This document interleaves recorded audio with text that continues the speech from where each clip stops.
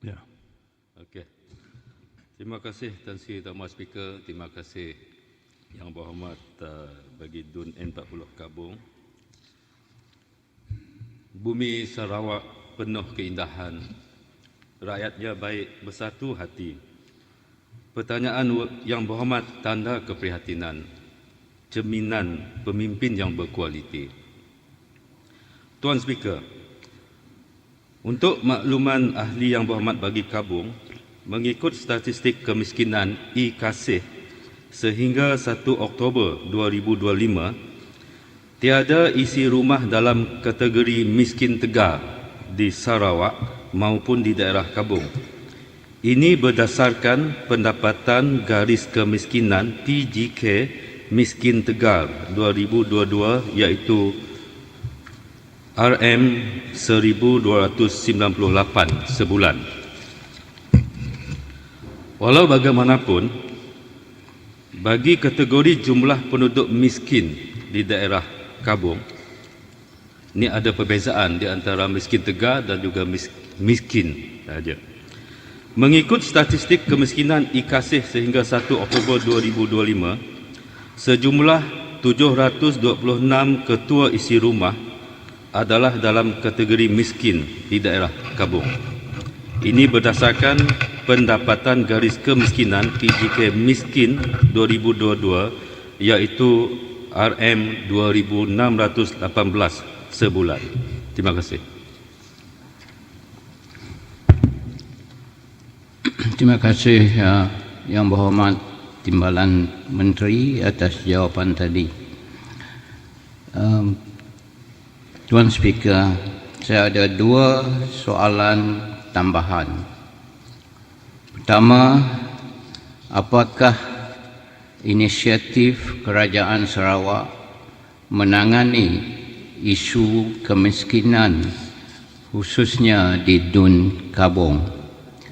Soalan tambahan kedua, apakah statistik kemiskinan I-Kasih yang terkini bagi Sarawak mengikut bahagian dan daerah? Terima kasih. Terima kasih Tan Sri Tuan Mas Speaker. Terima kasih Yang Berhormat bagi DUN N40 Kabung. Kerajaan Sarawak sedang melaksanakan pelbagai program untuk membantu golongan berpendapatan rendah dan rentan, termasuk juga di DUN Kabung. Antaranya adalah seperti berikut. A. Bantuan tunai seperti sumbangan keperluan asas Sarawak (SKAS), Endowment Fund Sarawak, bantuan ibu bersalin, bantuan kanak-kanak, bantuan warga emas dan bantuan ketua isi rumah wanita Sarawak. B. Bantuan keusahawanan seperti Geran Usahawan Well-Based, Geran Agropreneur Muda dan Skim Kredit Mikro Sarawak. C. Bantuan peralatan bagi aktiviti peningkatan pendapatan seperti program Low Income Family Empowerment. D. Latihan kemahiran untuk meningkatkan kebolehpasaran individu. E. Bantuan perubatan seperti bantuan alat ortopedik atau alat sokongan, bantuan perubatan dan bantuan khas pesakit buah pinggang. F. Bantuan pertanian seperti program pembangunan pelbagai tanaman, lada, rumbia, getah, kelapa sawit, kelapa, berbuahan, sesairan dan tanaman kontan, serta program pembangunan pertanian komuniti. G. Bantuan perumahan seperti program penambahbaikan rumah rakyat miskin Sarawak dan juga skim bantuan deposit perumahan Sarawak. Dan H. Bantuan pendidikan seperti bantuan sekolah, program bantuan pakaian seragam sekolah, perkhidmatan pengangkutan percuma pelajar sekolah dan program tuition sekolah menengah untuk pelajar SPM. Untuk menjawab soalan tambahan kedua,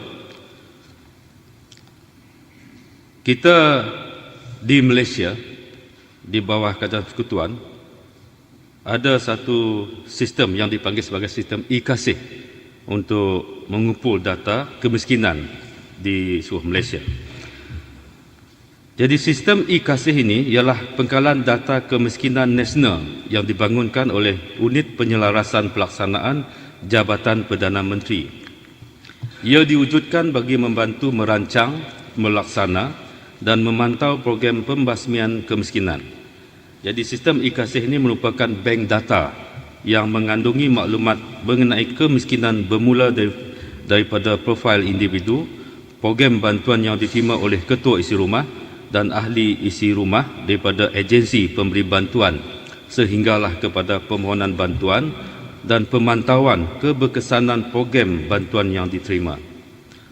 Komponen data e-Kasih terdiri daripada maklumat asas, maklumat lokasi, kediaman, pendidikan, kemahiran dan pekerjaan, pemilikan harta, kesihatan, pendapatan serta bantuan. Jadi untuk lebih detail, statistik kemiskinan e-Kasih yang terkini bagi negeri Sarawak mengikut bahagian dan daerah sehingga 1 Oktober 2025 tahun ini saya kongsikan secara ringkasnya. Untuk bahagian Kuching yang terdiri daripada daerah Kuching, Bau, Lunduk, jumlah tidak ada miskin tegar. Secara keseluruhannya tidak ada kategori miskin tegar di seluruh Sarawak, tapi kita ada kategori miskin, iaitu di Kuching kita ada 5,363 kategori miskin. Samarahan pula yang terdiri daripada Asajaya, Semarahan, Semujan, Sebuyau dan daerah Gedong, kita ada 3,613 kategori miskin. Serian yang terdiri daripada daerah Serian, Terbeduk dan Siburan, kita ada 2,812 kategori miskin. Manakala Sri Aman yang terdiri daripada Lubuk Antu, daerah Sri Aman, daerah Pantuk dan daerah Lingga, kita ada 1,393 kategori miskin. Manakala Betong yang terdiri daripada daerah Betong, Kabung, Pusak dan Saratok, kita ada 2,711 kategori miskin. Manakala Sarike yang terdiri daripada daerah Julau, Meradong, Pakan dan Sarike mempunyai 1,790 kategori miskin. Bahagian Sibu yang terdiri daripada Kanuit, Selangau dan Sibu mempunyai 2,954 kategori miskin. Bahagian Mukah yang terdiri daripada daerah Dalat, Daru, Matu, Mukah dan Tanjung Manis dengan jumlah kategori miskin sebanyak 5,001. Dan bahagian Kapit pula yang mempunyai daerah Belaga, Bukit Mabung, daerah Kapit dan daerah Song mempunyai 3,796 kategori miskin. Dan bahagian Bintulu terdiri daripada daerah Bintulu, daerah Sebauh dan daerah Tatau mempunyai 825 kategori miskin. Dan Miri yang terdiri daripada daerah Beluru, Marudi, Miri, Subis dan Telang Usan dengan jumlah kategori miskinnya 1,400. Dan air sekali bahagian Limbang yang terdiri daripada daerah Lawas dan daerah Limbang dengan kategori miskinnya 772. Jadi total keseluruhan untuk Sarawak adalah 32,430 kategori miskin. Terima kasih. Yang berhormat Encik Adam Yee Pujut.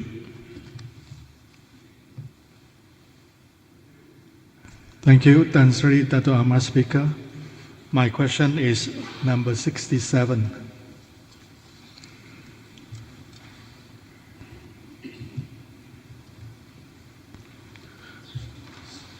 Terima kasih Tan Sri Speaker. For the information of Honorable Member for Pujut, the Sarawak State Education Department (JPNS) has been allocated 270,000 ringgit Malaysia for the installation of CCTV installation system in 18 schools. Each school will receive 15,000 ringgit Malaysia. The State Education Department (JPNS) will submit an application to the Ministry of Education (KPM) for the additional financial allocation to support the procurement and expansion of CCTV installation. This initiative aims to enhance the safety and monitoring system within the school under JPNS jurisdiction. Thank you, Tan Sri Ama, Speaker. I have two supplementary questions. Question number one, what are the criteria of the chosen school for the installation of CCTV? Question number two, what are the names of the 18 schools that have been installed with CCTV in Sarawak? Thank you.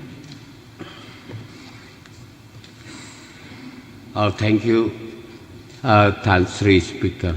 To answer supplementary question, first supplementary question, the schools selected for CCTV installation are determined based on the criteria that include boarding house within school, secondary school, as well as geographical factor.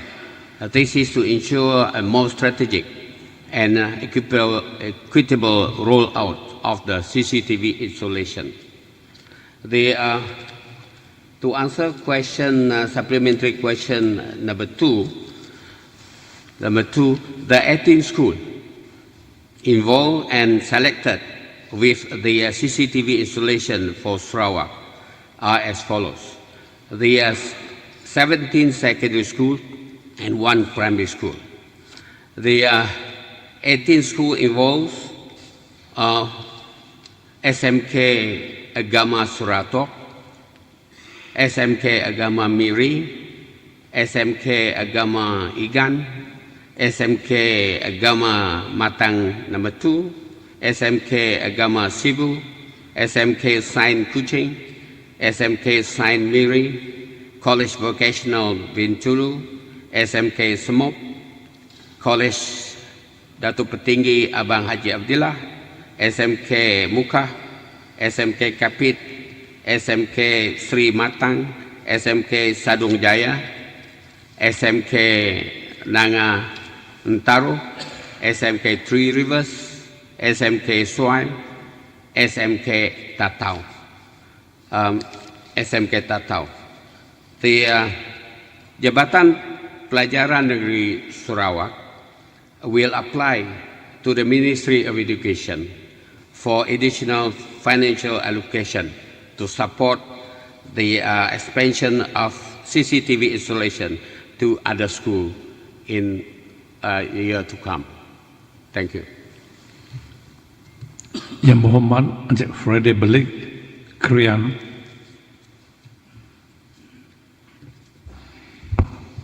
Terima kasih Yang Berhormatan Sri Speaker. Soalan saya nombor 628.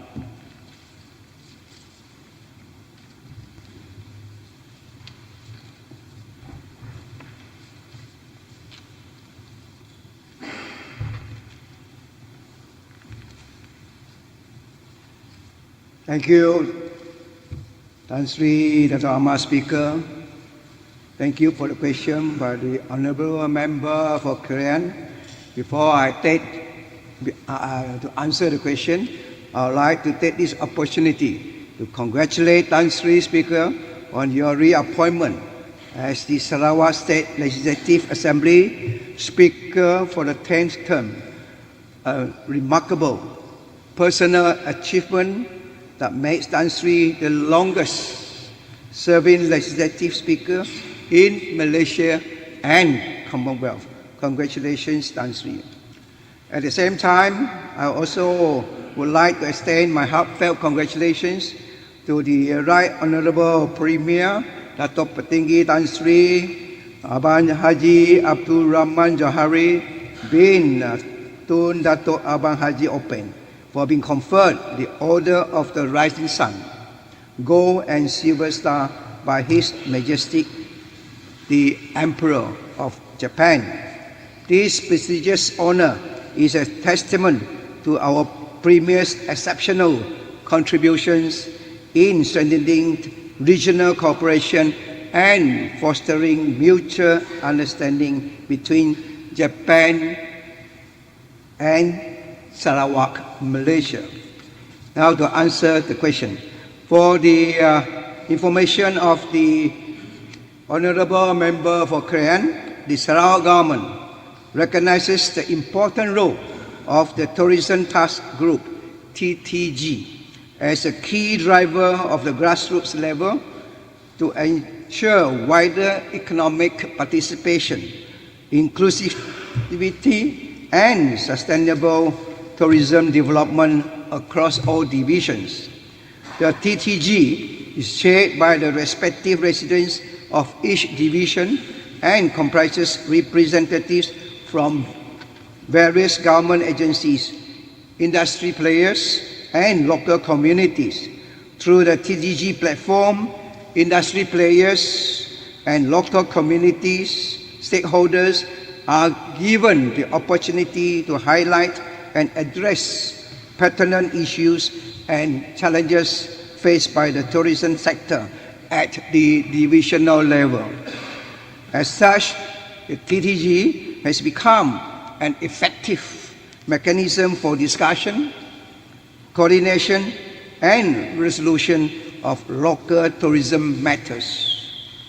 The resident, in his capacity or her capacity as chairman of the Divisional Tourism Task Force Group, DTTG, also serves as a member of Sarawak Tourism Coordination Committee, STCC, which is chaired by the Deputy Minister for Tourism, Creative Industry and Performing Arts, Tourism Sarawak. This committee, which includes representatives from various state and federal agencies, industry players, universities, NGOs, and local communities, convenes 3 times a year and serves as a state-level platform for deliberating and resolving matters related to tourism development. Madam Speaker, meetings are held on a rotational basis across all divisions in Sarawak. During these sessions, the resident provides updates on tourism initiatives and presents issues that cannot be resolved at the DTTG level. Through this platform, all identified challenges are addressed in consultation with the relevant state and federal authorities who are also members of the STCC. The government, through the Ministry of Tourism, Creative Industry and Performing Arts, Sarawak, MTCP, has undertaken several initiatives to strengthen the TTG. Among others, my ministry supports and promotes divisional signature events which are incorporated into the annual Sarawak calendar of events. Certain signatures events have also been registered with intellectual property (IP) protection to safeguard their authenticity and ensure that these events remain uniquely associated with Sarawak. From time to time, TTG chairmen are also invited to join the ministry delegation to participate in major international tourism events such as International Tourismus Berlin, ITB Berlin in short, and World Travel Market London, WTM. Their participation and exposure on the international stage provide valuable insights and new ideas that contribute to enhancing tourism infrastructure and product development at the divisional level. In addition, my ministry has increased the TTG annual grant from RM 5,000 to RM 10,000 to further support the planning and facilitation of local tourism-related programs, events, and activities. Thank you.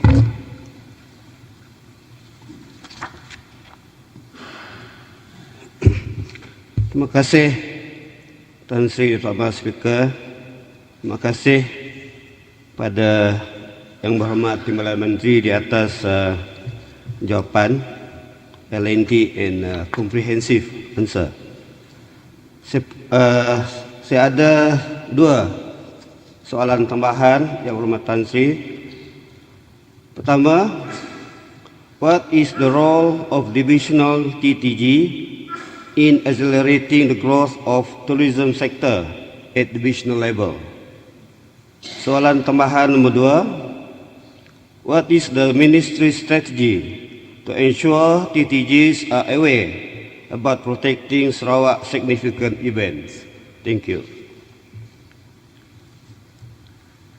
Thank you, Tan Sri Dato' Ahmad Speaker, and thank you, Honourable Member for granting for 2 questions. My answer for the first question is the Divisional Tourism Task Group, DTTG, serves as a platform that adopts a bottom-up approach to coordinate tourism product development and the implementation of related infrastructure projects.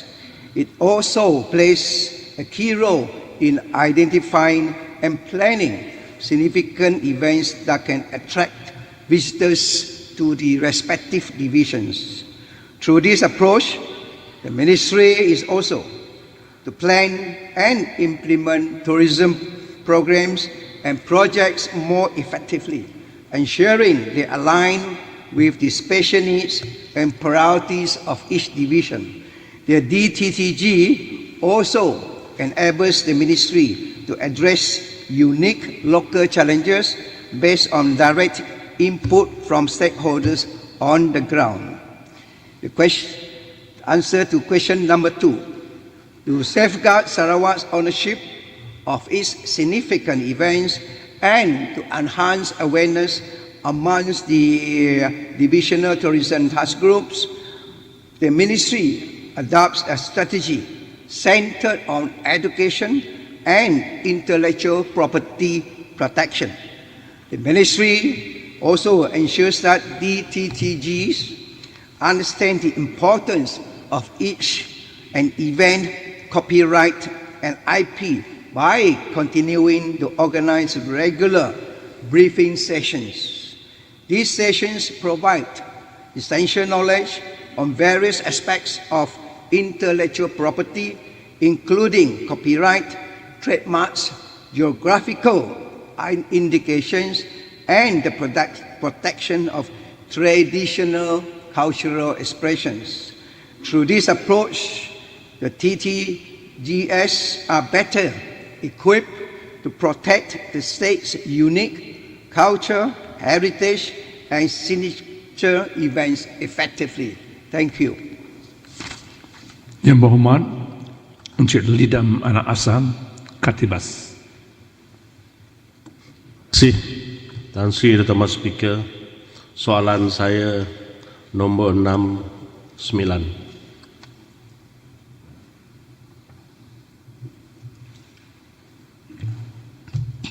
Terima kasih Tan Sri Dato' Ahmad Speaker dan Yang Berhormat bagi Ketibas.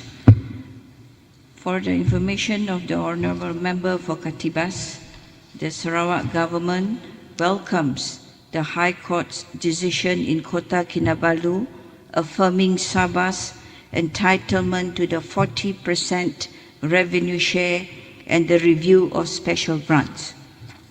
For the information of Ahli Yang Berhormat bagi Ketibas and the Dewan, there is express provision in the Constitution on the 40% entitlement to Sabah, not to Sarawak. That is in Article 112C in the 10th schedule of the Constitution. There is no such express provision for Sarawak. Even though the ruling applies specifically to Sabah, the principle behind the ruling is important. The principle is this: the federal government has a constitutional duty to fulfill its financial obligation to Sabah and Sarawak, and these duties are subject to judicial scrutiny to ensure they are properly fulfilled. While Sabah's situation is unique, both Sabah and Sarawak are guaranteed financial reviews every 5 years pursuant to Article 112D of the Federal Constitution. The court's finding reinforce the expectation that such reviews must be conducted properly, promptly, transparently, and in good faith. Sarawak's position is that the special grant to Sarawak should be based on a fair, consistent, and clearly defined formula. This court decision marks a meaningful step forward towards ensuring fairness and accountability in the federal government's financial obligation. Sarawak remains steadfast in protecting our constitutional rights, and we will continue engaging the federal government under the framework of Malaysia Agreement 63. Terima kasih. Terima kasih Yang Berhormat Tan Sri Dato' Speaker, and thank you Deputy Minister. I have two supplementary questions. One, what is the status on Sarawak government negotiations with the federal government over special grant? Second, what is the Sarawak government effort regarding the unresolved MA 63 issues? Thank you. Terima kasih Yang Berhormat for Katibas. Tan Sri Dato' Ahmad Speaker, as I have mentioned and maybe have been known by many of us here, the negotiation between the Sarawak government and the federal government on the special grant are still ongoing. We have submitted our formula for the review of the special grant. Considerable progress has been made in terms of engagement with technical discussions, consultations with the federal government. We conducted so as to refine the proposal under Article 112D of the federal government. I repeat here that as part of our ongoing efforts, the federal government has agreed as an interim measures to increase the special grant from 300 million in 2024 to 600 million starting from 2025 for over the next 5 years. While we are thankful for this, the Sarawak government continues to advocate for a finalized formula that is fair, that is transparent, and reflective of Sarawak's contribution to the nation. We will continue through our dialogues, our consultations, and negotiation with the federal government. All this will be undertaken by the State Financial Secretary. Thank you. And for the second answer, for the supplementary question number 2, as I have mentioned again always before, Sarawak government continues to treat all unresolved MA 63 issues with utmost importance. Our approach is systematic, focusing not only on the substance of each matter, but also on ensuring that discussions with the federal government are structured, constructive, and result-oriented. Discussions are done at all levels, from the lowest working committee, technical committee, to the highest level making decision. Our teams are actively engaged in, as I said, negotiation, policy planning, and intergovernmental discussion to ensure that all outstanding matters are addressed comprehensively. Terima kasih. Yang Berhormat Encik John Ilus, Bukit Semuja.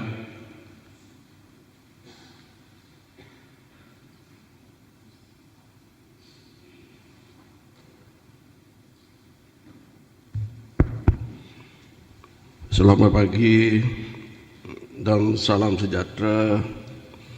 Terima kasih Tan Sri Dato' Ahmad Speaker. Soalan saya, soalan nombor 70.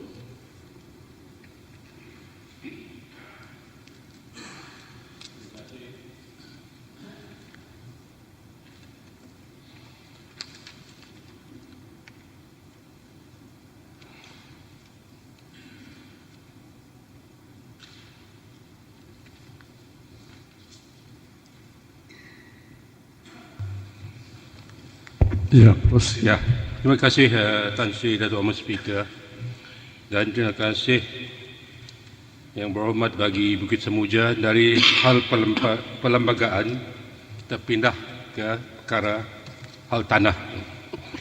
Untuk makluman ahli yang berhormat, bagi Bukit Semuja, setakat ini sebanyak 64 lot tanah milik Federal Land Commissioner FLC dengan jumlah keluasan 62.9 hektar ataupun 155 ekar telah diserahkan balik kepada Kerajaan Sarawak.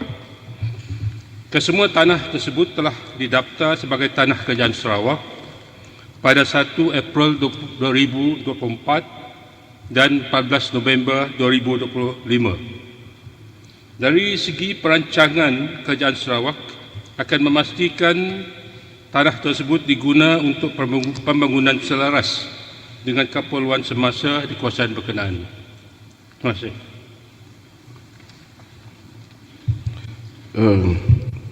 Thank you. Terima kasih Speaker. Terima kasih kepada Timbalan Menteri atas jawapan yang sangat terang tadi. Namun demikian, saya ada dua soalan tambahan, iaitu apakah faktor-faktor utama yang menyebabkan tanah milik Federal Land Commissioner ataupun FLC tidak dibangunkan sehingga kini? Dan soalan kedua, adakah terdapat tanah FLC yang diserahkan kepada kerajaan setakat ini di dalam kawasan Dun Bukit Semuja? Terima kasih sekali lagi Tan Sri dan Tuan Speaker, dan terima kasih kepada yang berhormat bagi Bukit Semuja untuk kedua-dua soalan tambahan. Yang pertama ialah antara faktor-faktor yang menyebabkan tanah milik FLC tidak dibangunkan adalah seperti berikut. Dua faktor. Pertama, tiada dana ataupun peruntukan yang diluluskan oleh Kerajaan Persekutuan untuk pembangunan atas tanah. Dan kedua, terdapat tanah lain telah dibangunkan untuk tujuan yang sama di sekitar lokasi tersebut. Untuk soalan kedua, daripada 64 bidang tanah yang telah diserahkan kepada Kerajaan Sarawak, terdapat satu sahaja bidang tanah yang terletak di dalam kawasan Dun Bukit Semuja, iaitu lot 877 Blok 9 Melikin Land District, yang telah diberi milik kepada FLC pada 28 Februari 1974, 51 tahun yang lalu, bagi kegunaan klinik kesihatan. Sampai kini itu belum ada lagi. Terima kasih. Yang berhormat Encik Wilson Nyabung, Pelagus.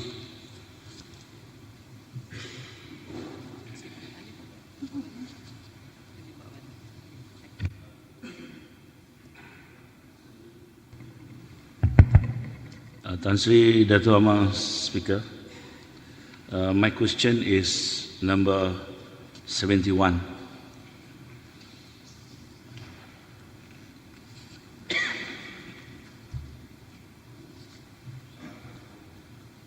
Dan very good morning. Terima kasih Yang Berhormat Tan Sri Dato' Amar Speaker, dan terima kasih kepada Yang Berhormat Pelagus. Jawapan soalan yang dikemukakan oleh Yang Berhormat Pelagus untuk makluman ahli Yang Berhormat Pelagus, Sarawak Energy mempunyai Unit of Grid Operation OGO di Kapit yang sentiasa bersedia untuk membaiki sistem solar tersebut sekiranya berlaku kerosakan. Selain itu, kerja-kerja penyelenggaraan juga dilaksanakan secara berkala untuk memastikan sistem tersebut berfungsi dengan baik. Terima kasih.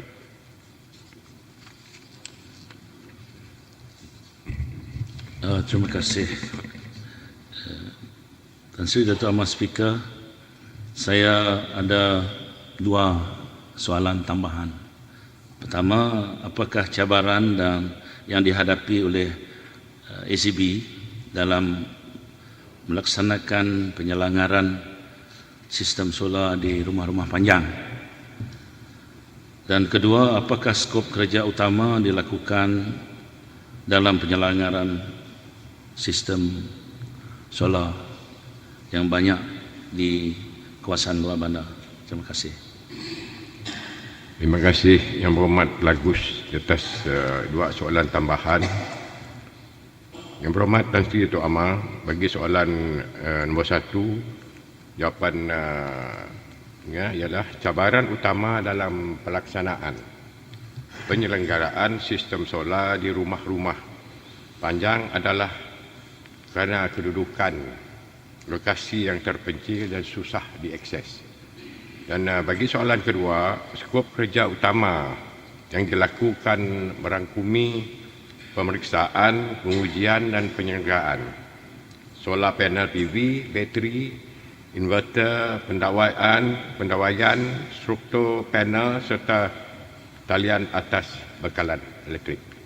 Terima kasih. Yang Berhormat Datuk Paulus Kumbang, Batu Danau.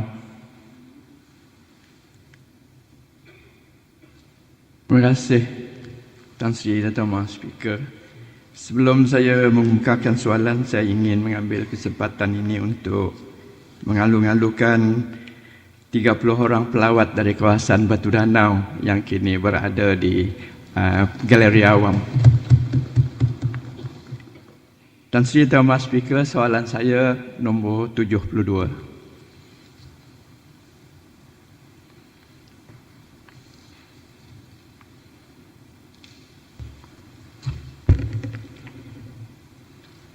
Okey, terima kasih Tan Sri Datuk Amar Speaker. Terima kasih Ahli Yang Berhormat bagi Batu Danau. Untuk makluman Ahli Yang Berhormat bagi Batu Danau, merujuk kepada Sarawak Port Authority Ordinance 2024, semua lembaga pelabuhan di Sarawak diselaraskan secara bersepadu di bawah satu badan kawal selia tunggal, iaitu Sarawak Port Authority. Pada masa ini, Kerajaan Sarawak melalui Kementerian Infrastruktur dan Pembangunan Pelabuhan telah menubuhkan sebuah task force yang bertanggungjawab menyediakan kerangka pentadbiran dan pengurusan bagi pelaksanaan Sarawak Port Authority. Sarawak Port Authority dijangka akan memulakan operasinya pada suku kedua tahun 2026.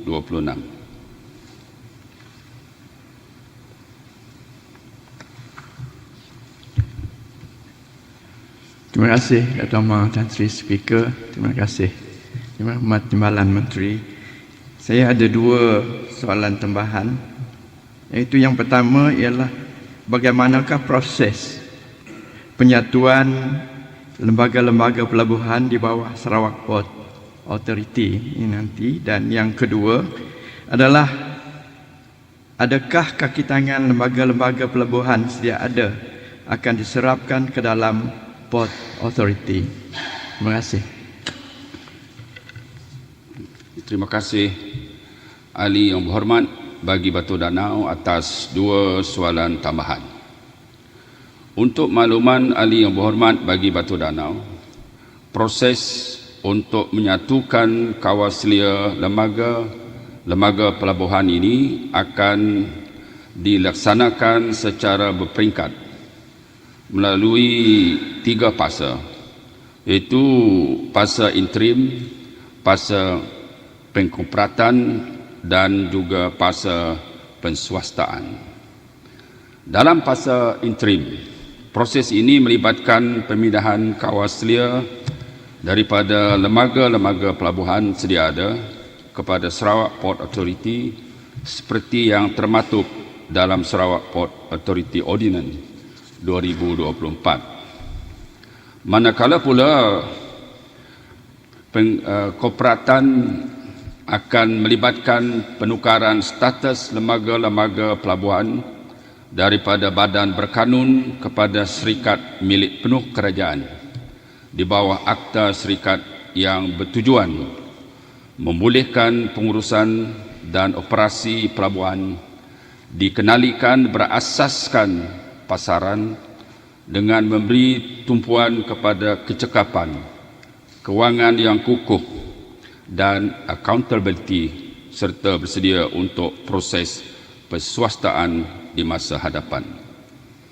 Bagi menjawab soalan tambahan kedua, untuk makluman ahli yang berhormat bagi Batu Danau, kaki tangan lembaga-lembaga pelabuhan akan ditawarkan penjawatan sama ada dalam Sarawak Port Authority ataupun di dalam entiti korporat pelabuhan baharu mengikut kesesuaian berdasarkan prinsip no less favorable. Sekian, terima kasih. Yang berhormat Datuk Seri Wong Sun Kok, Bawang Asam.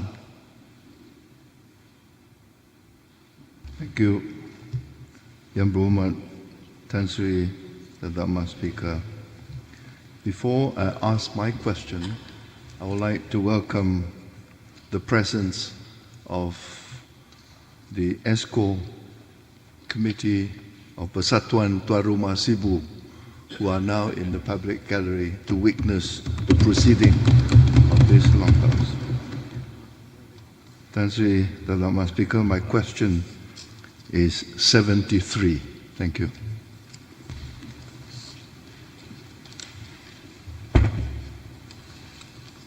Thank you, Tan Sri Tadama Speaker. Thank you, Honourable Member for Bawang Asan. Unfortunately, I didn't have the chance to be your student last time.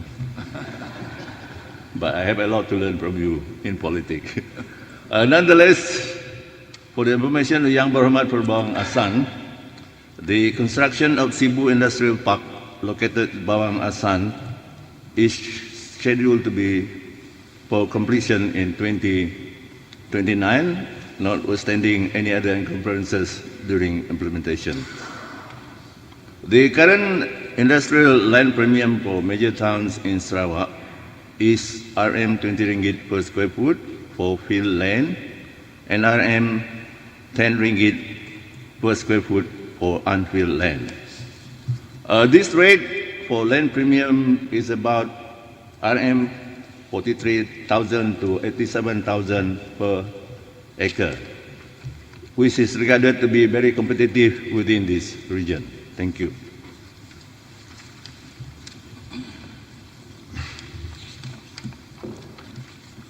Mr. Speaker, I have two supplementary questions. Number one, how many or what are the components for the Sibu Industrial Park in my kawasan Bawang Asan? The approved components of the entire park. Number two, what is the size of this industrial park? And how many lots will be made available for investors and for SMEs? And how soon? Are they available now? Open for investors to come in?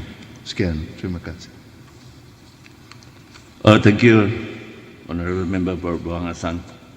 Transit Speaker, for the information of Yang Berhormat for Bawang Asan regarding supplementary question number one, the approved component for Sibu Industrial Park would be as follows. One, field industrial. We have to do filling work to make sure it's workable for the industrial load. And two, we have to provide access to the site as well to individual load, meaning we have to build a proper road. And three, a drainage system that can tackle both the water runoff as well as discharge from all these facilities later on. And number four, of course, electricity supply infrastructure. And number five, we need to provide water recirculation system for the use of the industries concern. And number 6, telecommunication infrastructure. Number 7, sewage treatment system, which should be centralized. Yeah? And number 8, high-level water tank. And number 9, on-site detection point. For supplementary question number 2, Cebu Industrial Park covers an area of approximately 150 acres. It will be provided with about 100 industrial lots with an area ranging from 0.6 acres to 1.1 acres per lot, costing around RM 52,000 to 96,000 per parcel. Thank you. Yang Berhormat Tuan Haji Muhammad bin Duri, Kelakar.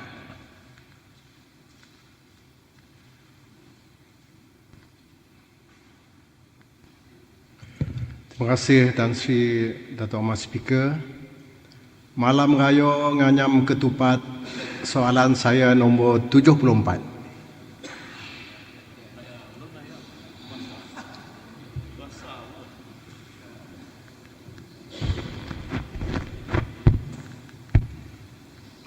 Terima kasih Tan Sri Dato' Ahmad Speaker. Selamat pagi kepada rakan-rakan semua. Untuk menjawab, tak pandai pantun, kelakar, maka jawab sajalah. Jadi untuk makluman ahli yang berhormat, bagi kelakar, berdasarkan rekod Jabatan Pertanian Sarawak, keluasan kawasan yang masih tersedia untuk tanaman padi di Kampung Kaba adalah seluas 26 hektar. Jumlah keluasan kawasan ini adalah terlalu kecil untuk dibangunkan secara komersial.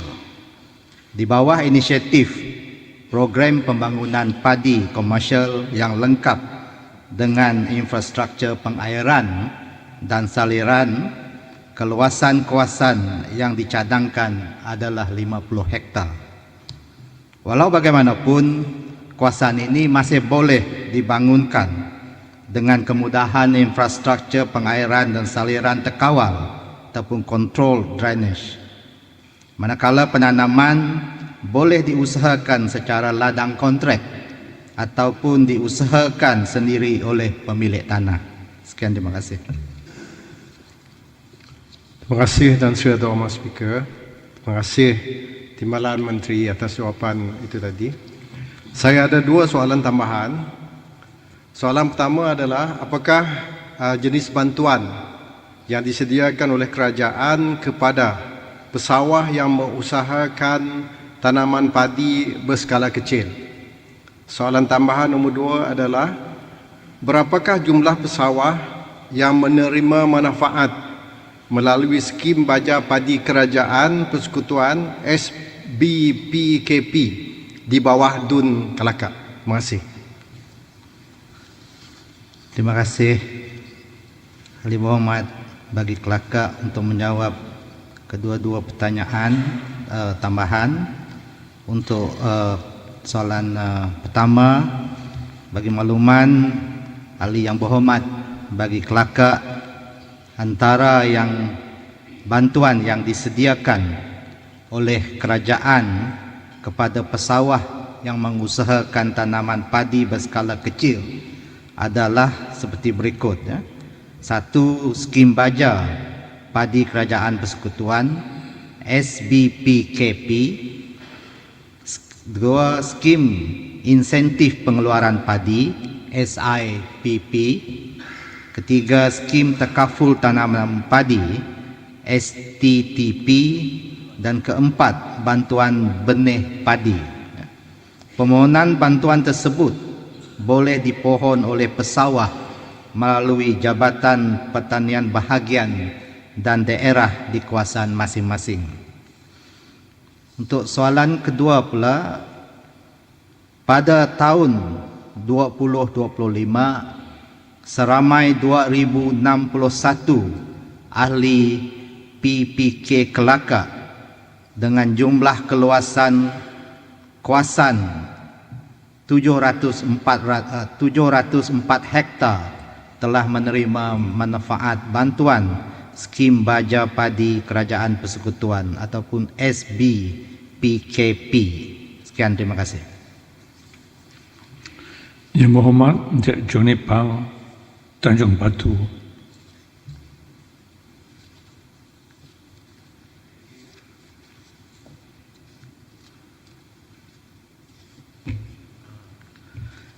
Thank you, Tan Sri Dato' Ahmad, Speaker. My question is number 75.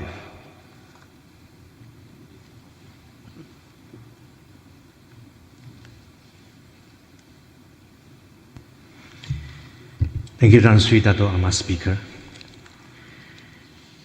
Tan Sri Dato' Ahmad, Speaker, I would like to answer questions number 75 from Ali Yang Berhormat for Tanjung Batu, together with question number 113 from Ali Yang Berhormat Opa, as they are all on the same matter. Just before I proceed with the answering, Tan Sri Dato' Ahmad, Speaker, there's a little error in the printed version of the list of questions, starting from number 98. For the information of Ali Yang Berhormat for Tanjung Batu and Opa, Sarawak government acknowledges the challenges faced by the younger generations and families in Sarawak, particularly those from the low and middle income groups, in purchasing homes due to high price of housing.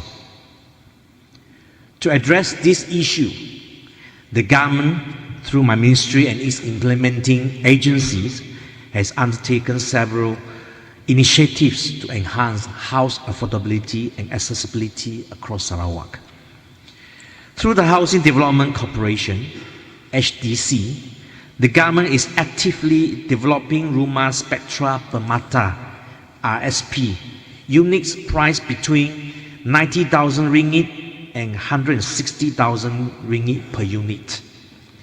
In addition, the government, through Mutiara Mortgage and Credit Sdn Bhd Mutiara, provides low-interest mortgage financing at 1% per annum for the B40 and 3% for the M40, as well as, on top of it, 10,000 ringgit financial assistance to pay the housing deposit for any houses prices below 300,000 ringgit under the Housing Deposit and Repayment Assistance Scheme.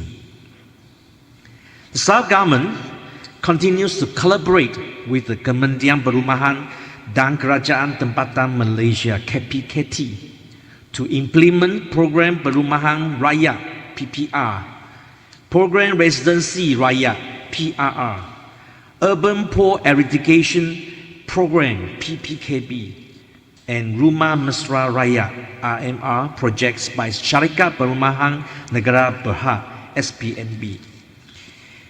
This includes PPR Seduang in Sibu, PRR Kiturung in Pintulu, and PRR Semariang in Kuching. Additionally, KPKT has also implemented PPKB to improve the living condition of eligible applicants through house repair and Bina Baru in urban areas. Now, in order to control housing prices and ensure affordability in Sarawak, Sarawak government has implemented house ownership policies under various affordable housing schemes such as Spectra Light, Spectra Median, and Sri Pertiwi, each based on specific income and eligibility criteria. To further strengthen this effort, the Sarawak government has introduced the Sarawak Housing Contribution Trust Fund initiative, which requires housing developers to pay the contribution in lieu of building affordable housing. By using this fund, the Sarawak government, through statutory bodies, will implement affordable housing projects. For the information of Ali Yang Berhormat for Tanjung Batu, In Bintulu particularly, the Bintulu Development Authority, BDA, has allocated land of about 528.31 acres as Sungai Plan area, among others for affordable housing. The proposed development plan has been submitted to the State Planning Authority for consideration. Phase 1, 2, and 3 proposals consist of 1,601 units of affordable houses. Out of this, 980 units are Putra flats, 308 units are detached lots, and 313 units are terrace houses. In addition, the government has also put in place several supporting measures, including 1. Imposing holding conditions and buyers' eligibility criteria to prevent market speculations on affordable housing. 2. Conducting land searches to identify and acquire potential sites for affordable housing development. 3. Opening new residential areas through the Village Extension Scheme, Scheme Pembesaran Kampung, under the Land and Survey Department. 4. Enforcing the native housing quota in selected residential developments where prices are controlled and units are reserved exclusively for native Sarawakians. And 5th, implementation of urban renewal projects through LCDA. In conclusion, the Sarawak government remains committed to ensuring that all Sarawakians, particularly the younger generation and those from lower and middle income groups, have greater opportunities to own homes at affordable prices and enjoy a better quality of life.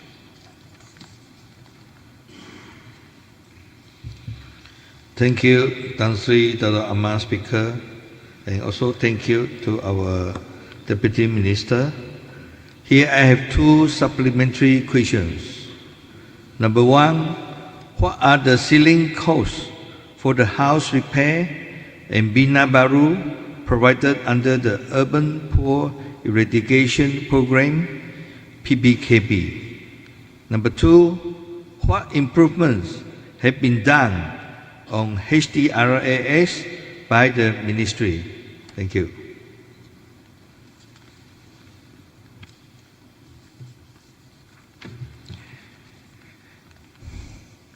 Thank you, Alian Brahma from Tanjung Batu, for additional questions. The answer as to additional question 1, Tan Sri Dato' Amar Speaker. The ceiling cost for Bina Baru is 90,000 per unit ringgit per unit, and 20,000 ringgit per unit for house repair. As for question number 2, the improvements done on housing deposit assistance. For the question of Alian Brahma from Tanjung Batu, the government has currently improved the eligibility criteria by expanding HDRS to cover houses not sanctioned by the government, which include subsale of existing houses and auction properties, provided that the house selling price is less than 300,000 ringgit. This expansion will enable the first-time house buyer to have broader options in terms of locality. Tan Sri Dato' Amar Speaker, thank you for this opportunity, and thank you, Deputy Minister, for answering this question 113 together with question 75. I would like to welcome the 20 councillors from my kawasan to this Dewan. Today they are with us. Okay. My 2 supplementary question is, number 1, what are the criteria to purchase private affordable housing? And question number 2, how does the government plan to address a rising housing price in Sarawak through the development of more affordable housing? Thank you. Thank you, Alian Brahma from OPA, for your supplementary questions. Tan Sri Dato' Amar Speaker, the answer to questions number 1, the eligibility criteria to the purchase of affordable housing are: 1, older than 18 years old and up to 65 years old for married, single mother or father, widow or widower. 2. Age 30 years old and above for single man or woman. 3. Must be a Malaysian citizen originating from Sarawak. 4. Being a first-time house buyer, you must not own another house. And 5th, earning monthly household income between 3,000 ringgit to 6,000 ringgit, subject to affordable housing types that the applicant intends to buy. Now, in case of Rumah Sri Pertiwi, buyers who own houses are also allowed to purchase, but subjected to 1 unit only, and the income limit is 10,000 ringgit per month. The answer is to the second question about the rising housing price in Sarawak. For the version of Aliyah Brahma for OPA, Sarawak government through agencies such as HTC, LCDA, BDA, and private developers is adopting a supply-driven approach to address the rising housing prices in Sarawak. Now, the key strategy is to increase the development of affordable housing in high-demand areas. By expanding the supply of affordable housing, pressure on the open market can be reduced, thereby helping to stabilize and moderate the escalation of housing prices. Sekian, terima kasih.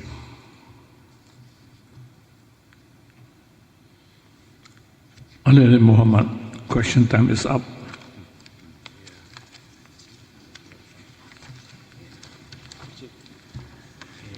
Perbahasan atas bacaan kali yang kedua Rang Undang-Undang Pembekalan 2026-2025 dan usul untuk merujuk resolusi anggaran perbelanjaan pembangunan bagi tahun 2026.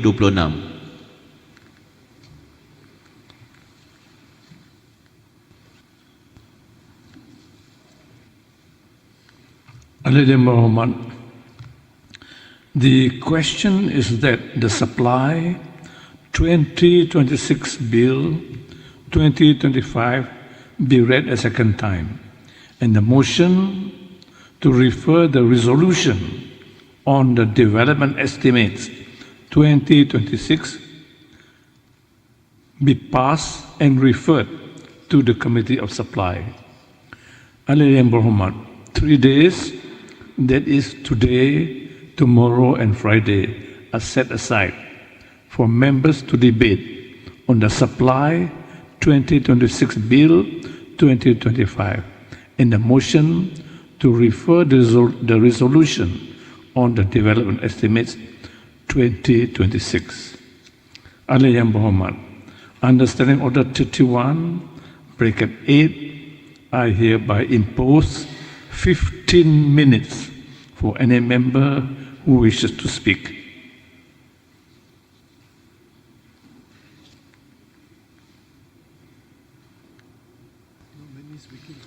Member for Maradong.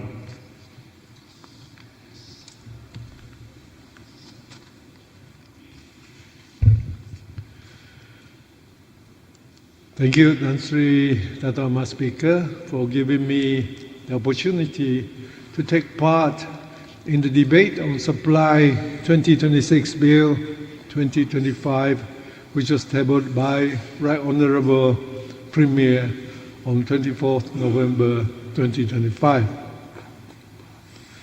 Tan Sri Dato' Ahmad Speaker, 2026 Sarawak budget is another people-centric budget with emphasis on human capital development in preparation for our younger generation to take part in Sarawak's nation building.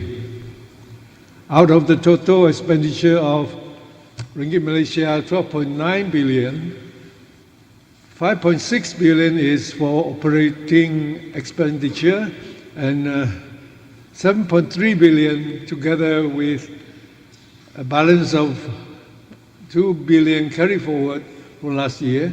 The total development expenditure has become 9.3 billion. As with previous years, the development expenditure will be rural biased.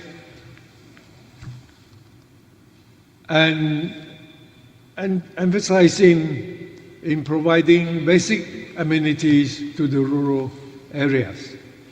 Tan Sri Dato' Ahmad Speaker, now please allow me to go into some local issues that are dear to the hearts of my constituents.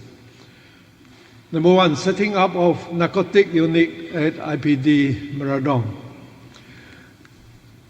Drug cases are becoming increasingly widespread in Meradong district. This year alone, several young individuals have been arrested by the police during special anti-drug operations, Ops Tapis Khas, and are being investigated under Section 15(1)(a) of the Dangerous Drugs Act 1952. This situation is concerning and it shows that drug abuse is affecting the younger generation. It has negative impacts on society, endangers community safety, and threatens the well-being of families. It is hoped that the government will establish a special narcotic unit at IPG Meradong to combat drug abuse more effectively. Such a measure is crucial as it aims to control and reduce the district's drug index and to prevent the younger generation from falling further into drug addiction. Tan Sri Dato' Ahmad Speaker, I would also like to take this opportunity to urge the relevant authority to increase the workforce of IPD Meradong to combat the rampant illegal gambling activities in Meradong. At the same time, I would like to commend the efforts put in by our new KPD, who has worked tirelessly to weed out the social ills to help families to regroup, rejoice, re-engage, and enjoy the natural, beautiful life in the Meradong way. Number two, pegalang air bersih di Meradong. Terlebih dahulu, saya mengucapkan terima kasih kepada Kementerian Utiliti dan Komunikasi Sarawak kerana telah menyiapkan upgrading pegelang pipe air package CR1 di bawah Sarawak Water Supply Grid Program yang menelan kos perbelanjaan sebanyak ringgit Malaysia 92 juta. Namun projek upgrading ini masih tidak menyelesaikan masalah pegelang air, malah mengecewakan penduduk di sekitar kawasan jalan KJD khasnya. Rata-rata penduduk jalan KJD berasa kecewa dengan projek kerjaan ini. Ini adalah berpunca dari projek upgrading 600 mm pipe air hanya dari simpan jalan bulat ke Bintango interchange sahaja. Setelah dikaji dengan teliti, didapati bahawa upgrading pipe air 280 mm HDPE ke 600 mm dari interchange Bintango ke KJD booster station sejauh 5.4 km perlu dilaksanakan. Anggaran kos perbelanjaan ini adalah ringgit Malaysia 9 juta lebih. Saya berterima kasih kepada agensi kerjaan yang melaksanakannya.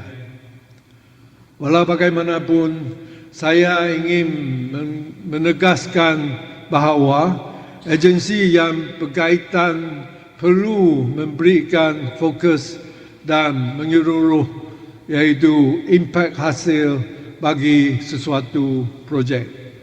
Jika tidak, ketika ini masalah bekalang air di sekitar kawasan Jalan KJD telah selesai sepenuhnya. Number 3, children with special needs. Children with special needs, including those with autism, deserve the same opportunities for growth, learning, and happiness as any other child. However, many families continue to face challenges in accessing early intervention, therapy, and proper guidance. When support services are scattered across different agencies, parents often struggle to navigate the system, causing delays in receiving the help the children need.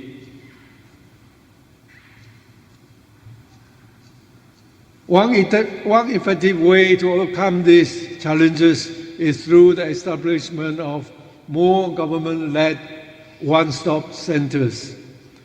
These centers can provide a range of essential services under one roof: screening, diagnosis, therapy, counseling, education support, and parent training.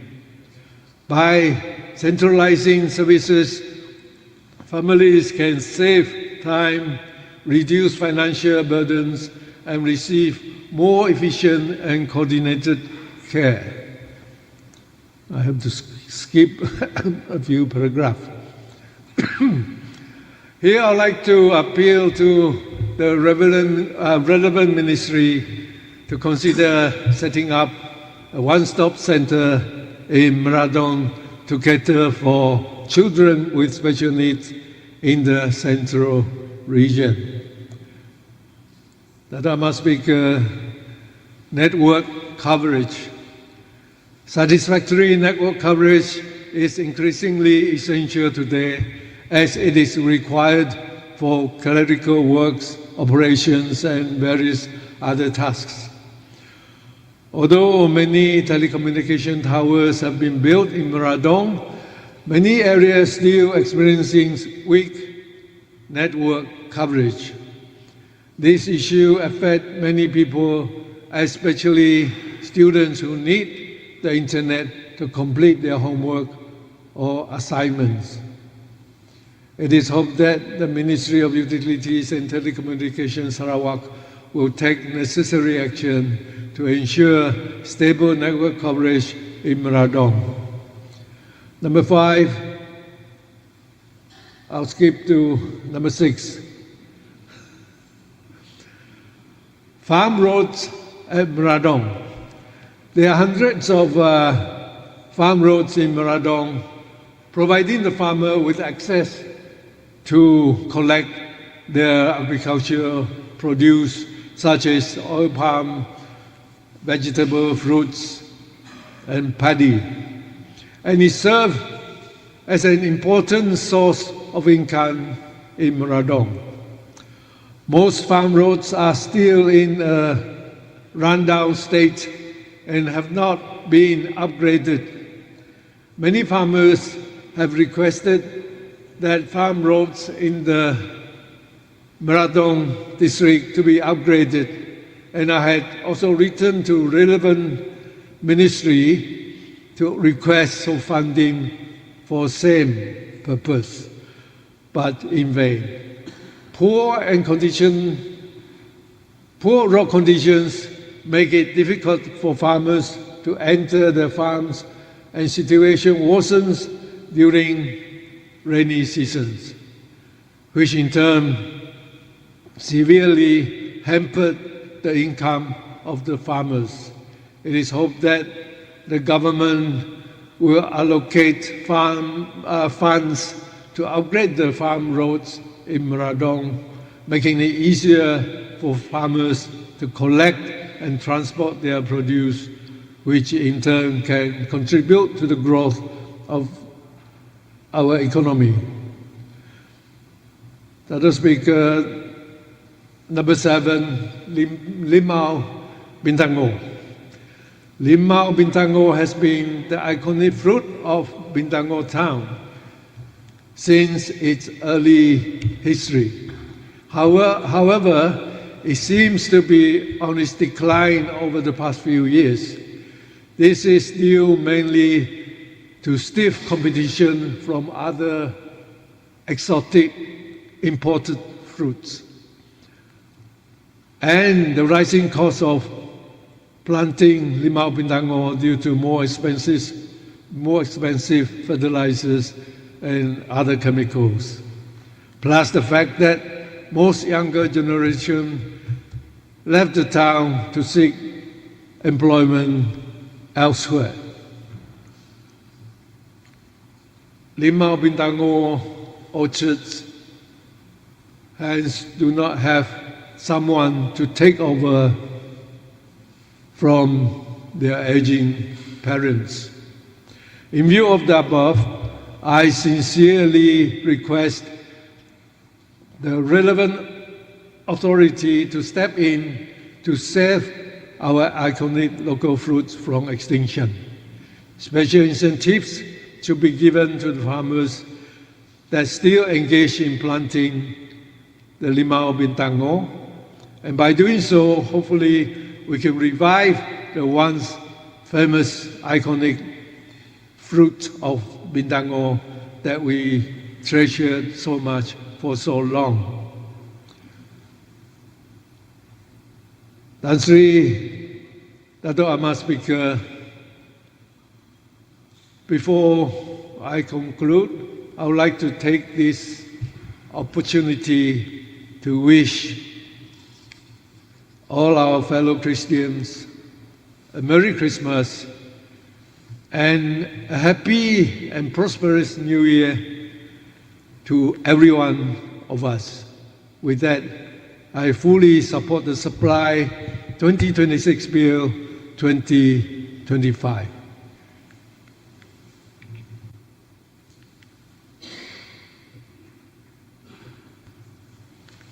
Member for Katibas.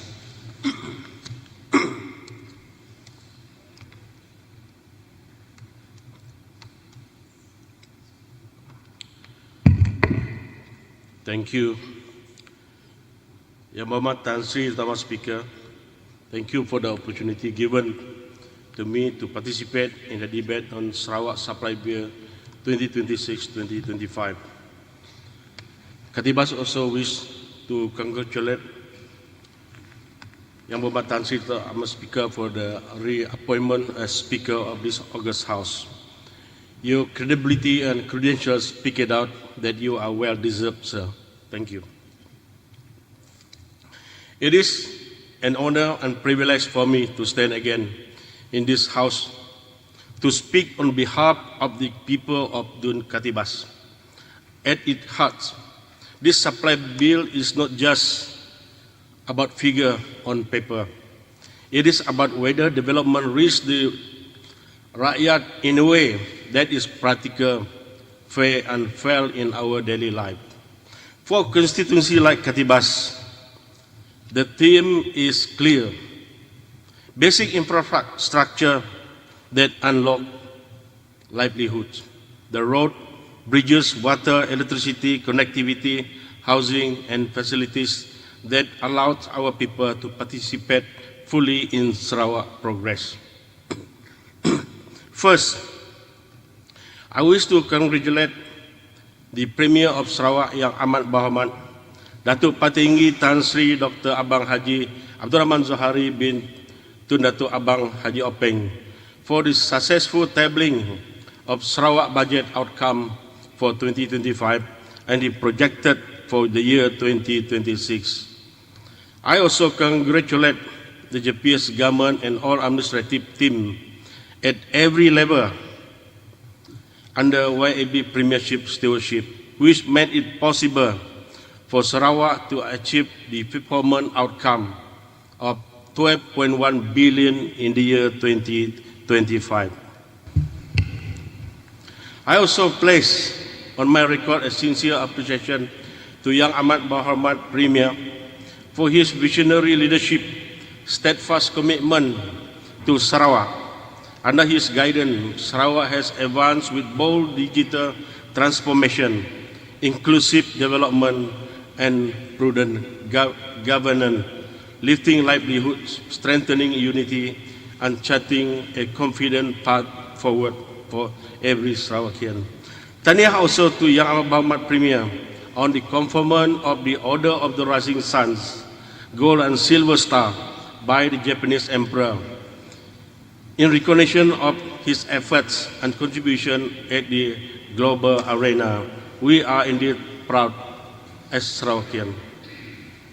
Yang Berhormat Tan Sri Utama Speaker, I would like to put on my record my sincere gratitude to the people of Katibas for their unwavering support extended to me and to the Member of Parliament, Datuk Sri Alexander Nantalingi.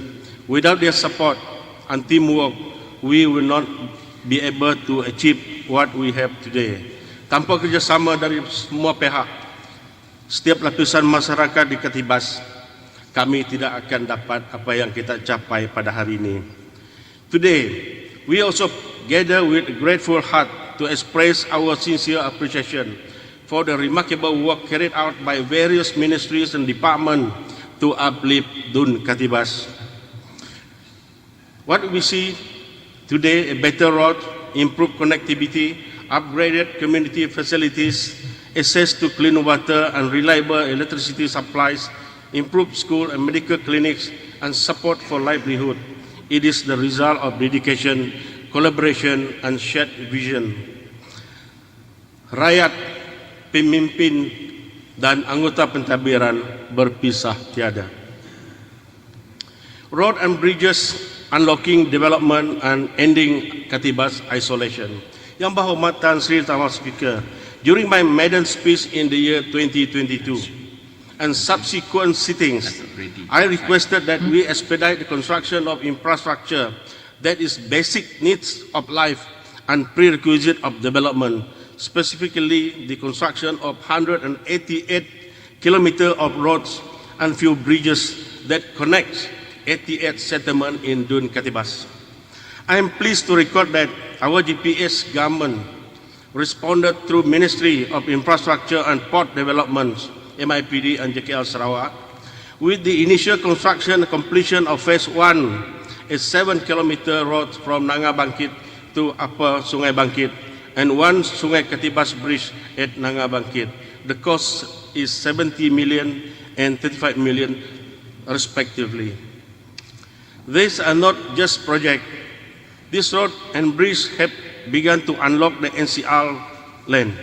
With the land saving work now in progress under Section 6, we are seeing economic returns slowly but steadily to our people because we have made things happen in the Kawasan.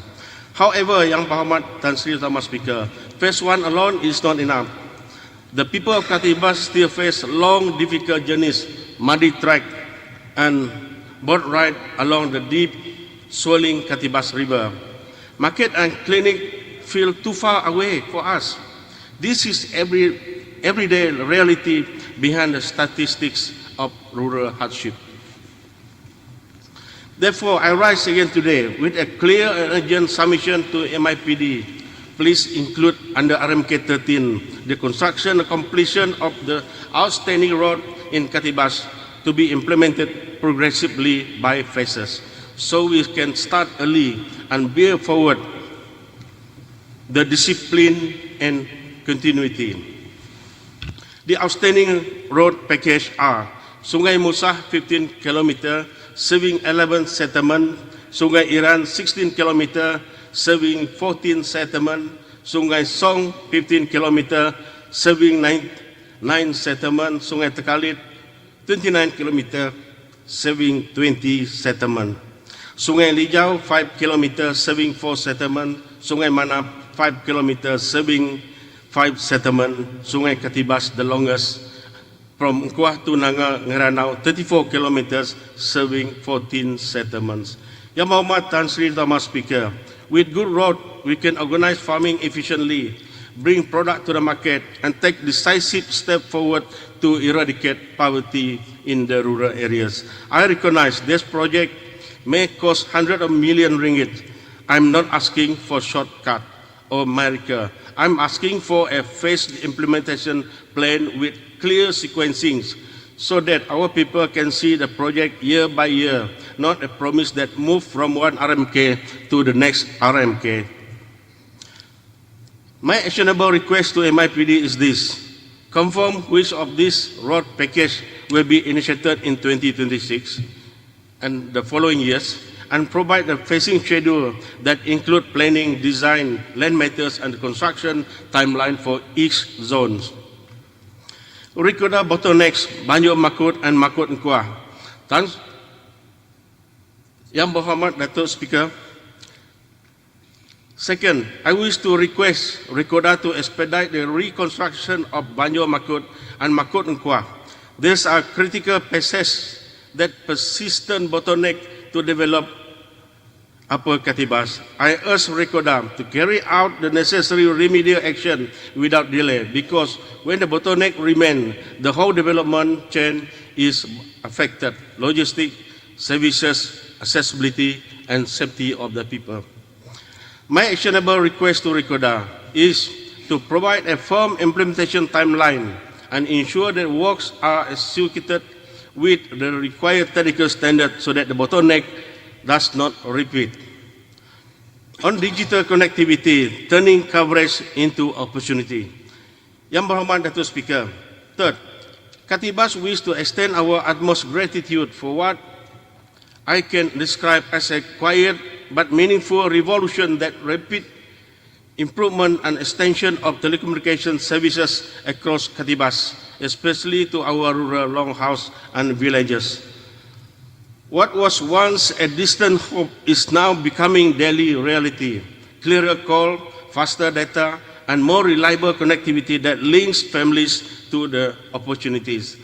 I record my appreciation to the Government of Sarawak, Sarawak Multimedia Authority, the Ministry of Utilities, Sarawak Multimedia Authority, and Malaysian Communication and Multimedia Commission, Sarawak Digital Economy Corporation, our telco partner and contractors who braved the rivers, hill and rain to install towers, fiber backhaul and satellite link. Terima kasih semua kepada yang bertugas di kawasan. The progress belong also to the people of Katibas. Your passion, feedback and cooperation made it possible. Oleh itu saya mohon rakyat-rakyat di Katibas supaya tidak mengganggu apa-apa yang dibawa ke Katibas untuk pemasangan tower, pemasangan projek-projek lain. Kalau tidak menjadi dikacau kita atau dihalau kita, dibuat karenah itu dan ini, maka kita yang sebagai penerima akan lambat menerima pembangunan di kawasan kita. My actionable request to the relevant agencies is ensure that connectivity upgrade does not stop at coverage. Please strengthen the reliability, maintenance, response and last mile performance so connectivity truly support education, economic activity and public services. Water and electricity, basic dignity and healthier communities. Yang Berhormat Datuk Speaker, I wish to extend our gratitude to the GPS government under the Ministry of Utility for the successful completion of 4 million litre per day water supply project, adding to the existing 4 kilometer that make us 8 million litres per day for steady supply and for ongoing progress of the another new project 20 million litres per day now under construction.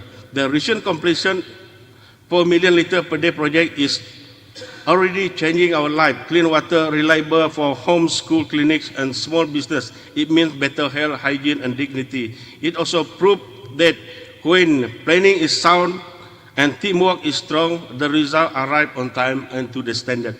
We are equally encouraged by the continued progress of 20 million litres project.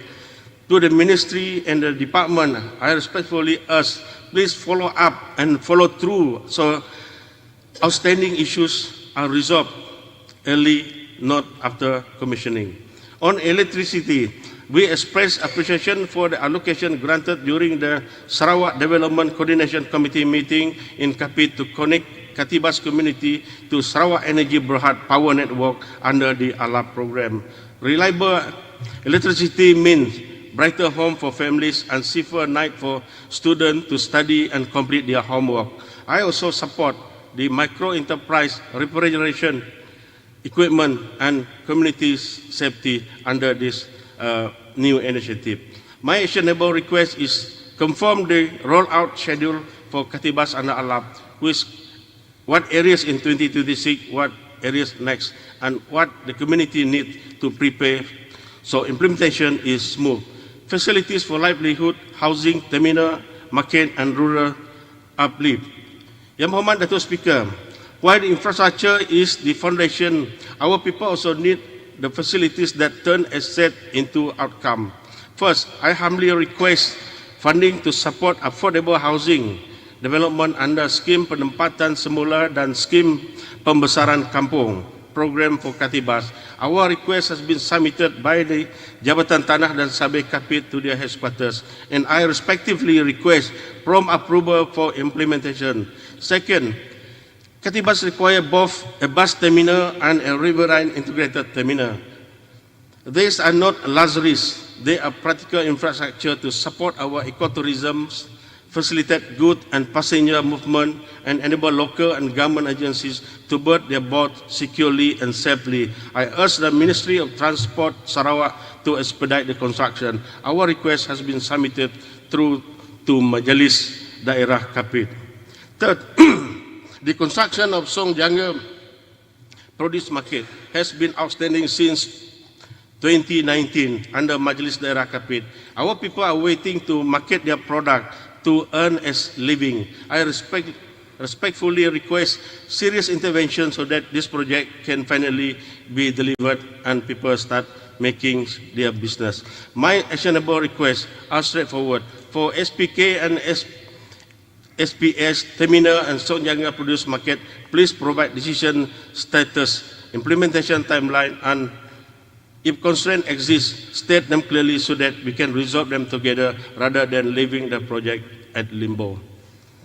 Strengthening human capital and the land security so progress is shared. Yang Berhormat Datuk Speaker, Sarawak has achieved high income status as recognized by the World Bank. We thank the Sarawak government under the leadership of our Premier for the achievement. But our work is not finished until this status is felt by every longhouse and every household in Katibas. We are rich in spirit and potential. Our people are hardworking, youth are eager to learn. Our land holds opportunities in agriculture, ecotourism, and micro-enterprise. Yet, too many families still face unstable income, limited market access, and barrier to skill and finance. We do not ask for charity, we ask for partnership to unlock the potential that exists in Katibas. Katibas has about 89,000 hectares of NCR land. I request our GPS government through the relevant ministry to provide sufficient funding to support for socio-economic activities. I also request EPU Sarawak to assist in socio-economic studies to determine available blue ocean opportunities for our people. On education, I must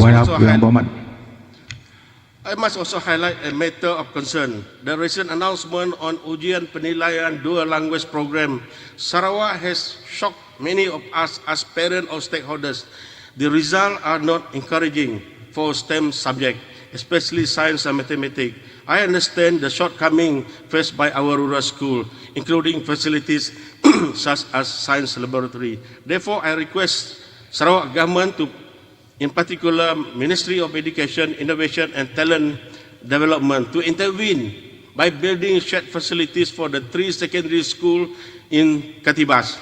This is to strengthen our outcome. The least we can do is to ensure our children are not disadvantaged simply because of who they are. On land administration, I thank the Land and Survey Department for conducting perimeter survey, issuing gazette and providing title to landowners in Dun Katibas. I propose that this exercise to be continued to avoid future dispute and prevent the risk of losing our land. Finally, sir, I wish to request the government to earmark Song District as an affirmative action area to speed up overall development. Sarawak will not be fully developed until Katibas is developed. In Iban, until Katibas nak mansang, Sarawak nak memansang. In conclusion, Yang Berhormat Datuk Speaker, my theme is simple. When we build the basics, we unlock the livelihood. Road and bridges open access. Connectivity open opportunity. Water and electricity restore dignity. Facilities and market turn effort into income. Education and land security ensure progress is shared and sustained. With this submission and request, I beg to support the supply bill for the year 2026-2025. Thank you, Yang Berhormat Datuk Speaker. Thank you, Yang Berhormat Katibas. May I call upon Yang Berhormat Berkelalan, please.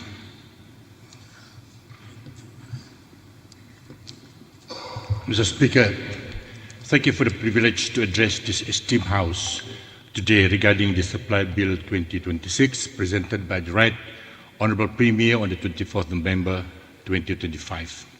I wish to go straight into the point that affected my constituency. First, the proposal to gazette the Ulu Trusan area as protected forest.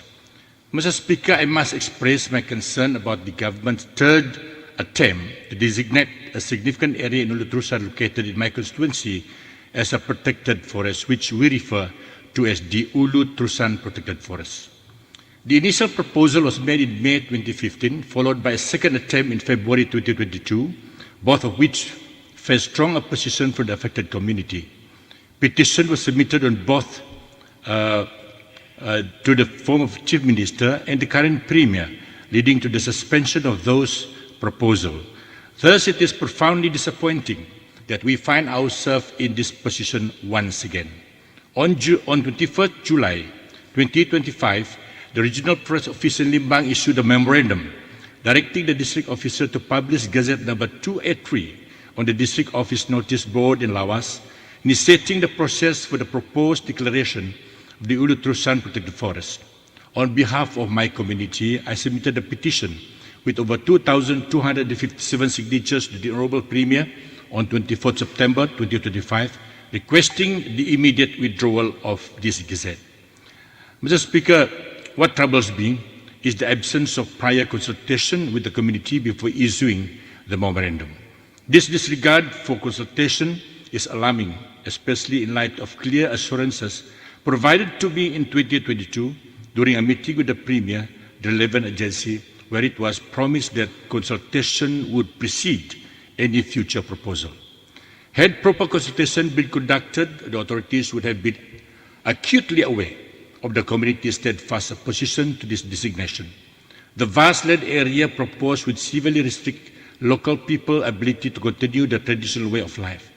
In our petition dated 3rd September 2025, Mr. Speaker, we outlined our grievances regarding the government's failure to adhere to the consultation requirement set forth in the Forest Ordinance 2015, leaving our community feeling overlooked and marginalized. Our key concerns include: 1, loss of native custody rights and privileges. The proposal threatened to extinguish our native custody rights and privileges, which we have upheld and practiced for generations prior to 1st January 1954. Our access to land and natural resources is essential to our survival, cultural identity, and heritage. 2, threat to livelihood. The Lun Bawang community relies heavily on the forest for sustenance. Activities such as hunting, fishing, and gathering jungle produce are vital to our existence. Timber from the forest is used for construction and firewood, while we depend on various forest resources for weaving traditional items. Restriction on access to these resources pose a direct threat to our family's livelihoods. 3, cultural erosion. The forest is not merely a resource, it is the heart of our cultural heritage. Traditional attire instruments are crafted from material found in the forest. Without access to these resources, our rich tradition face the risk of being lost to future generations. Mr. Speaker, from this observation, it is abundantly clear that the community strongly opposes this proposal.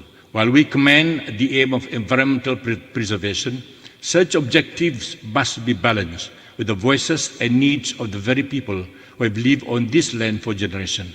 Section 14 and 21 of the Forest Ordinance 2015 provide avenues for recognizing community rights and privileges.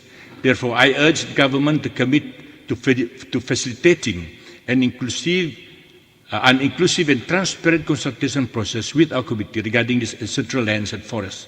The people are ready to engage in a dialogue, and as their representative, I am duty-bound to ensure their voices are heard. On second issue, Lawas Hospital. Mr. Speaker, I acknowledge that the new Lawas Hospital is slated to completion in May 2026. This long-awaited project has been classified as sick project for many years and has finally been retendered. I applaud the government's effort as well as the contractor's dedication to bringing it to fruition. The residents of Lawas are relieved that they will soon have a fully functioning hospital, alleviating the need to travel to Miri or Kota Kinabalu for specialized medical care. In this context, I strongly urge the resident specialists be appointed at the new hospital.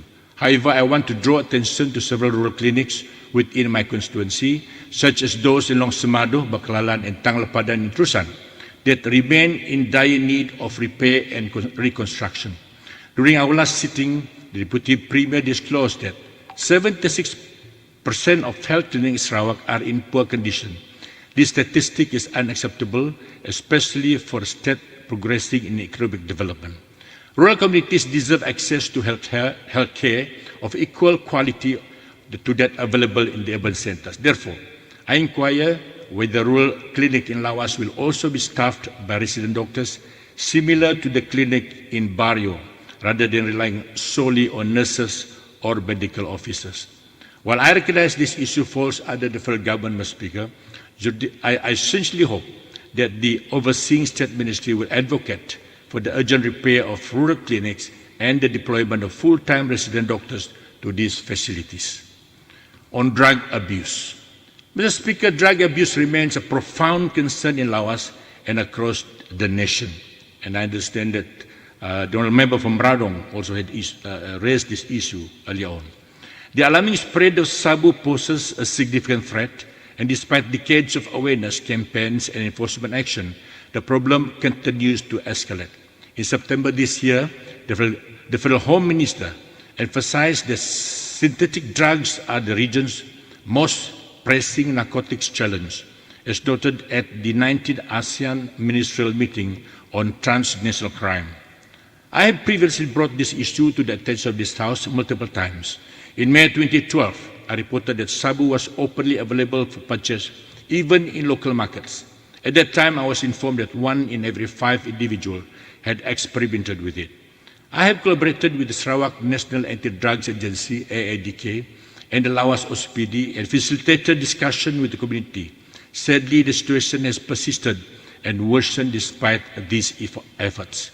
Families are suffering, possessions are being stolen to fund addiction, and many victims refrain from reporting this theft due to fear of retaliation. Disturbingly, I have learned that my name has been misused by drug dealers who claim that their arrests are a consequence of my outspoken stance on this issue.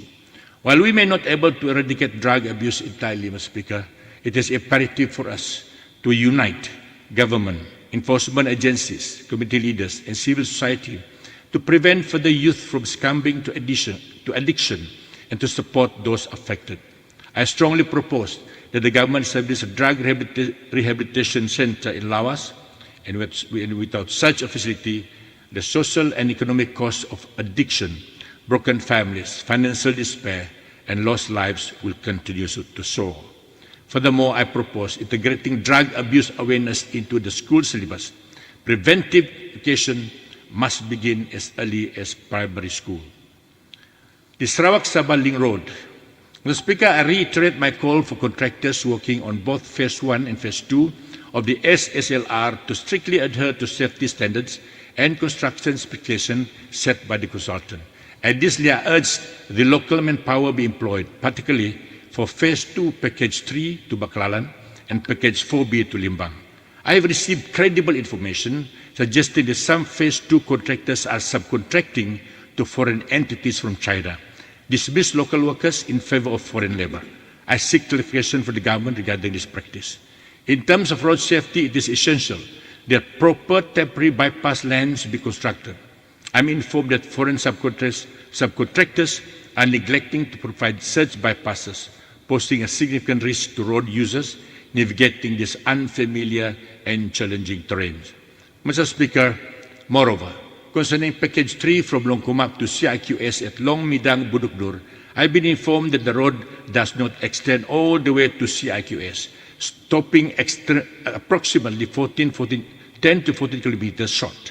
I request information on when this final stretch will be extended and the expected timeline for its completion, as this connection is critical for seamless integration with Nusantara. Lastly, in relation to road infrastructure, I welcome the Premier's announcement that the Sarawak government will assume responsibility for former logging roads connecting longhouses in villages, designating them as public roads for public use. This initiative is commendable, as such road can now be eligible for MARIS or Malaysian Road Record Information System funding for the repair and maintenance. In this context, Mr. Speaker, I respectfully request that the logging road beginning at the termination of Phase 1 of the SSLR at Long Luping Junction and extending to Kampung Long Adang, passing through my village Kampung Pak Brunut, benefiting more than 10 villages and Penan settlements, be prioritized for adoption. I previously communicated with the Ministry of Infrastructure and Port Development regarding this alignment, which served as a crucial link between existing SSLR Phase 1 and Phase 2, and at the same time fulfilling the government's plan to connect every village in Sarawak with roads. I earnestly hope the Ministry will move forward with its implementation without undue delay. Tourism potential in Baklalan. The Speaker, Sarawak Sabaling Road, Phase 1 and 2 progresses. Phase 1 expected to be completed by early 2027, and Phase 2 within the following 4 years. I envision that my constituency will emerge as a vibrant corridor of movement and opportunity.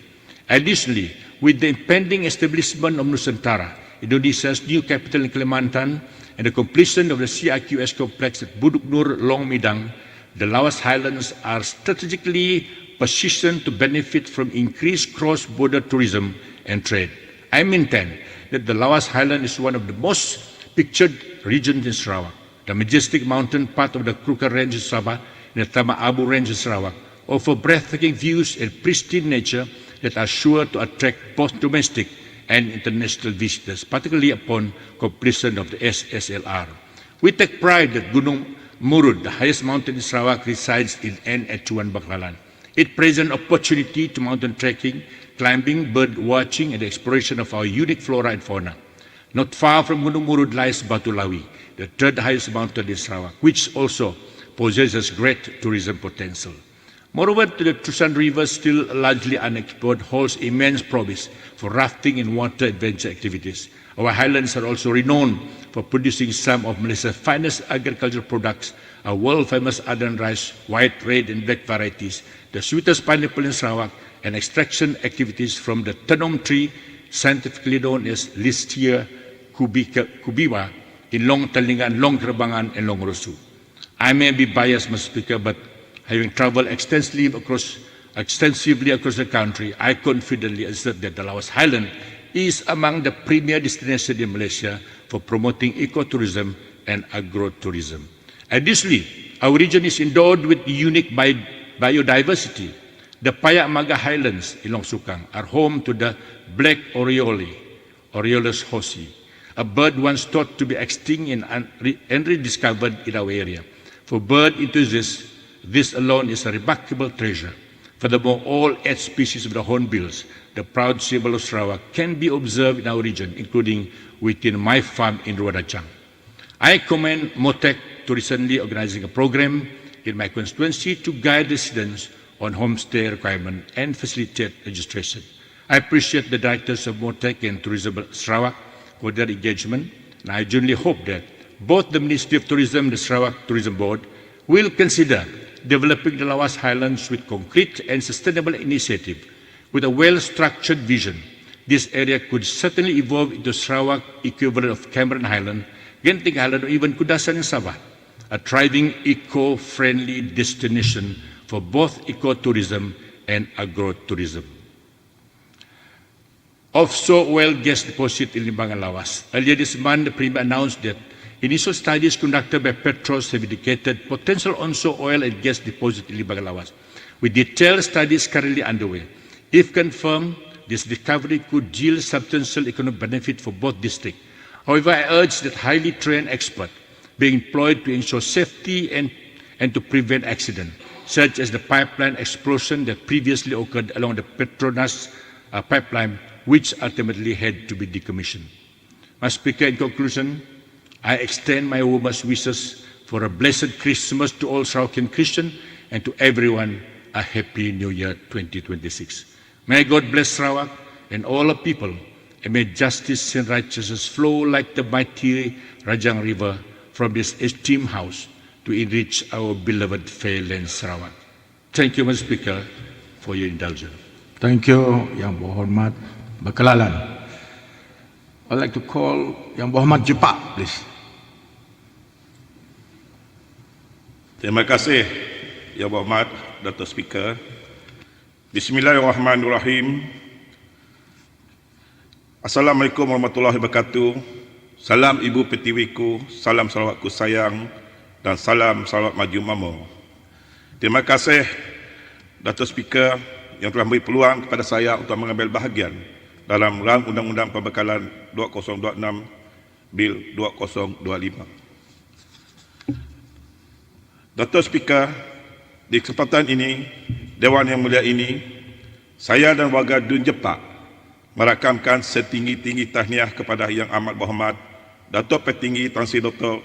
Abang Haji Abdul Rahman Zohari bin Tun Dato' Abang Haji Openg, Premier Sarawak, sebagai penerima tunggal dari Borneo, iaitu the Order of Rising Sun, Gold and Silver Star yang dianugerahkan oleh Kerajaan Jepun pada 11 November 2025. Anugerah tertinggi ini diberikan atas sumbangan Yang Amat Berhormat Premier dalam memperkukuhkan hubungan dua hala antara Malaysia dan Jepun, khususnya dalam kerjasama ekonomi, tenaga boleh diperbarui, keselamatan tenaga dan pemeliharaan hutan. Diucapkan tahniah juga kepada Tan Sri Dato' Amat Speaker di atas pelantikan semula sebagai Speaker Dewan Undangan Negeri Sarawak bagi Penggal ke-10. Tempoh perkhidmatan lebih 2 dekad menjadikan Tan Sri Dato' Amat Speaker antara tokoh legislatif yang paling berpengalaman dalam sejarah pentadbiran negara. Di sini juga saya dan warga Dun Jepak merakamkan setinggi-tinggi tahniah kepada Yang Amat Berhormat Dato' Petinggi Tan Sri Dr. Abang Haji Abdul Rahman Zohari bin Tun Dato' Abang Haji Openg, Premier Sarawak, dan barisan kepimpinan GPS serta penjawat awam negeri Sarawak di atas kejayaan mencatat pendapatan sebanyak RM10.3 bilion setakat Oktober dan dijangka mencapai RM12.1 bilion bagi tahun 2025. Bagi belanjawan 2026, Kerajaan Sarawak mensasarkan pendapatan kepada RM13.05 bilion dan memperuntukkan perbelanjaan RM12.9 bilion, iaitu merangkumi RM5.6 bilion untuk perbelanjaan mengurus dan RM7.3 bilion untuk pembangunan, serta menjadikan jumlah keseluruhan pembangunan kepada RM9.3 bilion, iaitu brought forward baki. Belanjawan ini jangka mencatat lebihan RM144 juta dengan fokus kepada pembangunan infrastruktur, transformasi digital, pembangunan mampan serta kesejahteraan rakyat dengan matlamat membawa Sarawak ke ekonomi berpendapatan tinggi dan menjadikan negeri ini sebagai hub tenaga boleh diperbarui dan hijau. Tema belanjawan ini adalah memperkasakan rakyat, memacu kemakmuran, membina masa depan berdaya tahan dengan 19 strategi termasuk pembangunan ekonomi, pendidikan berkualiti, pemeliharaan sumber asli, pemakasaan budaya dan inovasi. Belanjawan Sarawak 2026 turut menekankan pengurusan kewangan berhemat dan penyelesaian dasar untuk memastikan pembangunan yang inklusif dan lestari sejajar dengan Pelan Pembangunan Sarawak 2030 iaitu PCDS 2030. Peruntukan bagi pembangunan sebanyak RM9.3 bilion merangkumi pelbagai projek untuk memastikan pertumbuhan ekonomi yang berdaya tahan terhadap cabaran ekonomi global. Di samping itu, terdapat juga penekanan kepada kesejahteraan rakyat melalui subsidi bersasar dan bantuan sosial yang lebih efektif. Ini menunjukkan komitmen kerajaan Sarawak untuk memastikan pembangunan lebih seimbang dan memperkukuhkan kedudukan fizikal negeri dalam memajukan kemajuan sosial dan ekonomi yang inklusif. Datuk Speaker, izinkan saya menyentuh isu dan pembangunan di kawasan saya yang masih memerlukan perhatian dan pertimbangan yang sewajarnya untuk kesejahteraan rakyat keseluruhannya. Keperluan adalah seperti berikut. Yang pertama, rangka pelan mitigasi banjir Bintulu. Kerajaan perlu merangka pelan mitigasi banjir komprehensif di Bintulu bagi mengelakkan bencana besar yang berlaku pada tahun ini iaitu pada 29 Januari 2025 dari berulang. Maka dengan itu, satu perancangan pelan tindakan jangka pendek dan jangka panjang melibatkan Sungai Sibiu dan Kuala Batang Kemena perlu dilaksanakan segera. Bagi tindakan jangka pendek yang perlu dilaksanakan iaitu menaik taraf sistem pemeriksaan usang ke monsoon drain di Bintulu, terutama di kawasan kampung dan perumahan berdasarkan peningkatan jumlah kampung dan taman perumahan. B. Melaksanakan penyeraan sistem pemeriksaan yang efektif dan berkualiti di kampung dan di perumahan setiap tahun. C. Melaksanakan penyeraan sistem pemeriksaan yang efektif dan berkualiti di kawasan luar bandar yang melibatkan kawasan rumah panjang dan kampung setiap tahun. D. Menyediakan penanda aras banjir yang perlu diletakkan di kawasan jalan raya yang kerap dilanda banjir. E. Mewujudkan siaran banjir sebagai sistem amaran awal automatik yang menggunakan teknologi moden untuk memantau paras air sungai secara langsung dan membunyikan siaran untuk memberi amaran kepada penduduk setempat tentang potensi banjir. F. Pemasangan pam monsun yang mampu mengelakkan banjir besar dan mengawal aras air daripada menjejaskan kediaman penduduk. Ianya berpandang menyedut air melimpah dan mengalirkannya ke longkang monsun. Manakala untuk jangka panjang, Sungai Sibiu dan Kuala Batang Kemena perlu disenggarakan dengan melibatkan kerja penambahbaikan, pelebaran, pendalaman dan penyelenggaraan berkala untuk mengatasi masalah banjir ini. Kerja ini perlu dilaksanakan di bawah RMK 13 di bawah rolling plan yang pertama. B. Perancangan pembangunan kampung baru atau taman perumahan diwajibkan dibina kolam tangguhan banjir yang berfungsi bagi menangani banjir disebabkan oleh hujan luar biasa. Modus operandi kolam ini adalah untuk mempercepatkan aliran air yang melimpah ke kolam ini bagi mengelak jalan raya dan pendapatan penduduk dilanda banjir kilat. Selain itu, kolam ini juga boleh dijadikan sebagai pusat riadah dan rekreasi penduduk setempat. C. Penempatan semula bagi penduduk yang mendiami sepanjang Sungai Sibiu ke pendapatan baru di Jepak. Maka harapan warga Jepak agar permohonan ini dapat dilaksanakan segera kerana kesan banjir pada tahun 2025 telah menyebabkan penduduk Bintulu trauma dan mengalami kerugian harta benda yang besar. Untuk kedua pula, Sarawak Agrofest Perdana berpusat kekal di Bintulu. Agrofest Bintulu pada tahun 2025 telah berjaya mencatatkan rekod jualan melebihi RM5.4 juta dan berjaya menarik pengunjung melebihi 800,000 orang sepanjang berlangsung 8 hari bermula dari 22 hingga 30 Ogos 2025. Sarawak Agrofest 2025 ini menampilkan 230 laluan pameran melibatkan agensi kerajaan, syarikat swasta, usahawan tani serta koperasi tempatan. Bertemakan sektor industri agro melalui teknologi pintar, Sarawak Agrofest 2025 bertujuan mengetengahkan teknologi moden pertanian, peluang pelebaran makanan serta mempulaskan pasaran produk agro Sarawak. Pengunjung kali ini juga menekankan aspek inovasi dalam penganjuran kali ini menekankan aspek inovasi dalam sektor pertanian dan peternakan sejajar dengan matlamat kerajaan negeri untuk menjadikan Sarawak sebagai pengeksport utama makanan segar dan organik di rantau ini. Oleh demikian itu, Di sini saya mengusulkan agar Bintulu dijadikan lokasi kekal untuk pengajuan agrofresh perdana setiap tahun berdasarkan pencapaian di atas. Ini kerana kedudukan Bintulu amat strategik dan permainan industri pertanian ataupun perdagangan berada di sekitar dan berhampiran dengan Bintulu. Ketiga, Bintulu perlu dibina lebih banyak sekolah. Merujuk data setakat pada 16 Oktober 2025, di Bintulu terdapat 26 buah sekolah rendah dan jumlah pelajar 18,788 orang. Manakala bagi 6 buah sekolah menengah dengan jumlah pelajar 14,023 orang. Jumlah keseluruhan pelajar adalah 33,962 orang. Populasi pelajar di peringkat sekolah rendah dan menengah telah menunjukkan peningkatan, menyebabkan beberapa sekolah terpaksa mengadakan 2 sesi. Butiran adalah seperti berikut. A. Sekolah rendah. Sekolah Kampung Jepak 1,194 orang.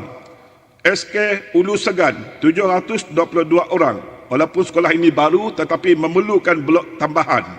SK Kedurong 1,250 orang. SK St. Anthony 1,146 orang. SK Tanjung Batu 1,880 orang.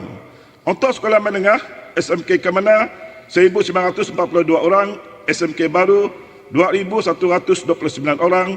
SMK Bintulu 3,448 orang. SMK Asyakirin 1,551 orang. SMK Bandar Bintulu 2,003 orang.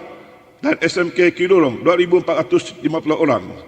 Menurut Encik Pakas Abdullah, Presiden Kesatuan Guru Sarawak STU, semasa persidangan perwakilan dui tahunan STU ke-25 di Hotel Penview, berkata populasi di bahagian Bintulu berkembang dengan pesat dan ia memerlukan lebih banyak sekolah untuk melaporkan kepadatan pelajar dalam sebuah bilik sekolah.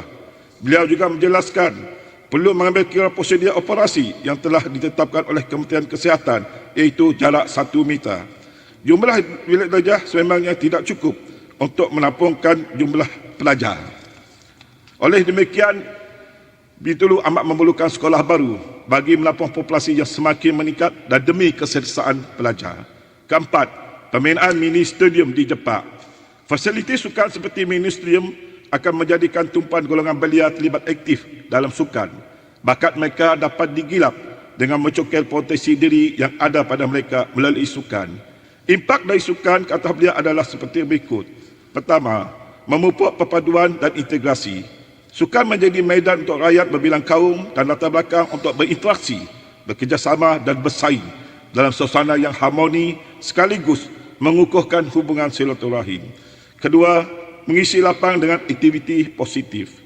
Sukan menyediakan aktiviti yang sehat dan bermanfaat untuk mengisi masa lapang terutama bagi golongan muda, sekaligus mengurangkan kemungkinan mereka terlibat dalam aktiviti yang tidak sihat ataupun jenayah.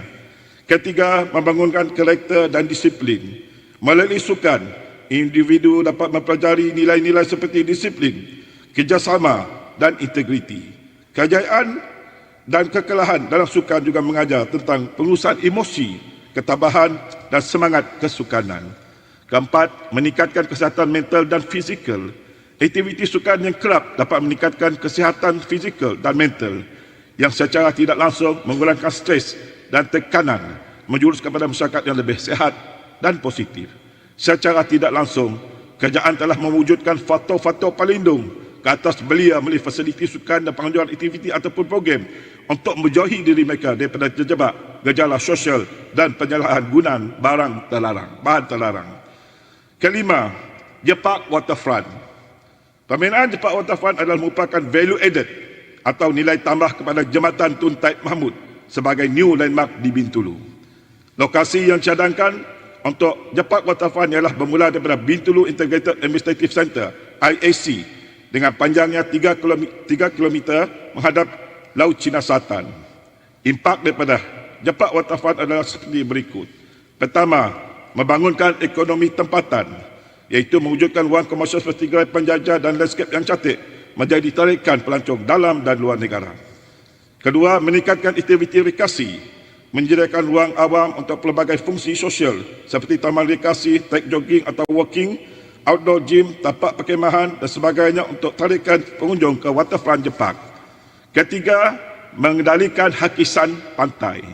memperkukuhkan tebingan pantai bagi mengelakkan kejadian hakisan yang menjejaskan kawasan sekitar melalui pembinaan retaining wall dan wave breaker, terutamanya di kawasan Bintulu Integrated Administrative Centre iaitu IAC. Keempat, memperbaiki estetika bandar, mengubahkan kawasan tepi pantai menjadi lebih menarik dan mesra pengguna dengan reka bentuk berdasarkan teknologi hijau dan bertemakan etnik dan budaya masyarakat di Bintulu. Oleh itu, Jepak Waterfront adalah untuk rakyat Jepak dan akan menjadi kebanggaan mereka dan generasi seterusnya. Keenam, naik taraf klinik kesihatan Kuala Tatau. Klinik kesihatan Kuala Tatau berada di kawasan luar bandar dan menyediakan perkhidmatan kesihatan untuk penduduk di kawasan pesisiran dan rumah panjang berdekatan. Keadaan bangunan kontras masih buatan dari kayu. Maka di sini saya mohon klinik kesihatan Tatau dinaik taraf untuk meningkatkan akses kesihatan yang selesa dan ditambah baik infrastruktur, pemulihan peralatan baru serta diangkat mutu perkhidmatan perubatan. Klinik ini perlu disediakan kemudahan lebih lengkap termasuk mamal diagnostik, perkhidmatan X-ray dan perkhidmatan ambulan. Penaik taraf ini akan meningkatkan taraf penyepaya perkhidmatan dalam pengoperasian klinik, justru memberi manfaat kepada masyarakat setempat. Datuk Speaker, di sini saya ingin mahiri dengan ucapan pantun.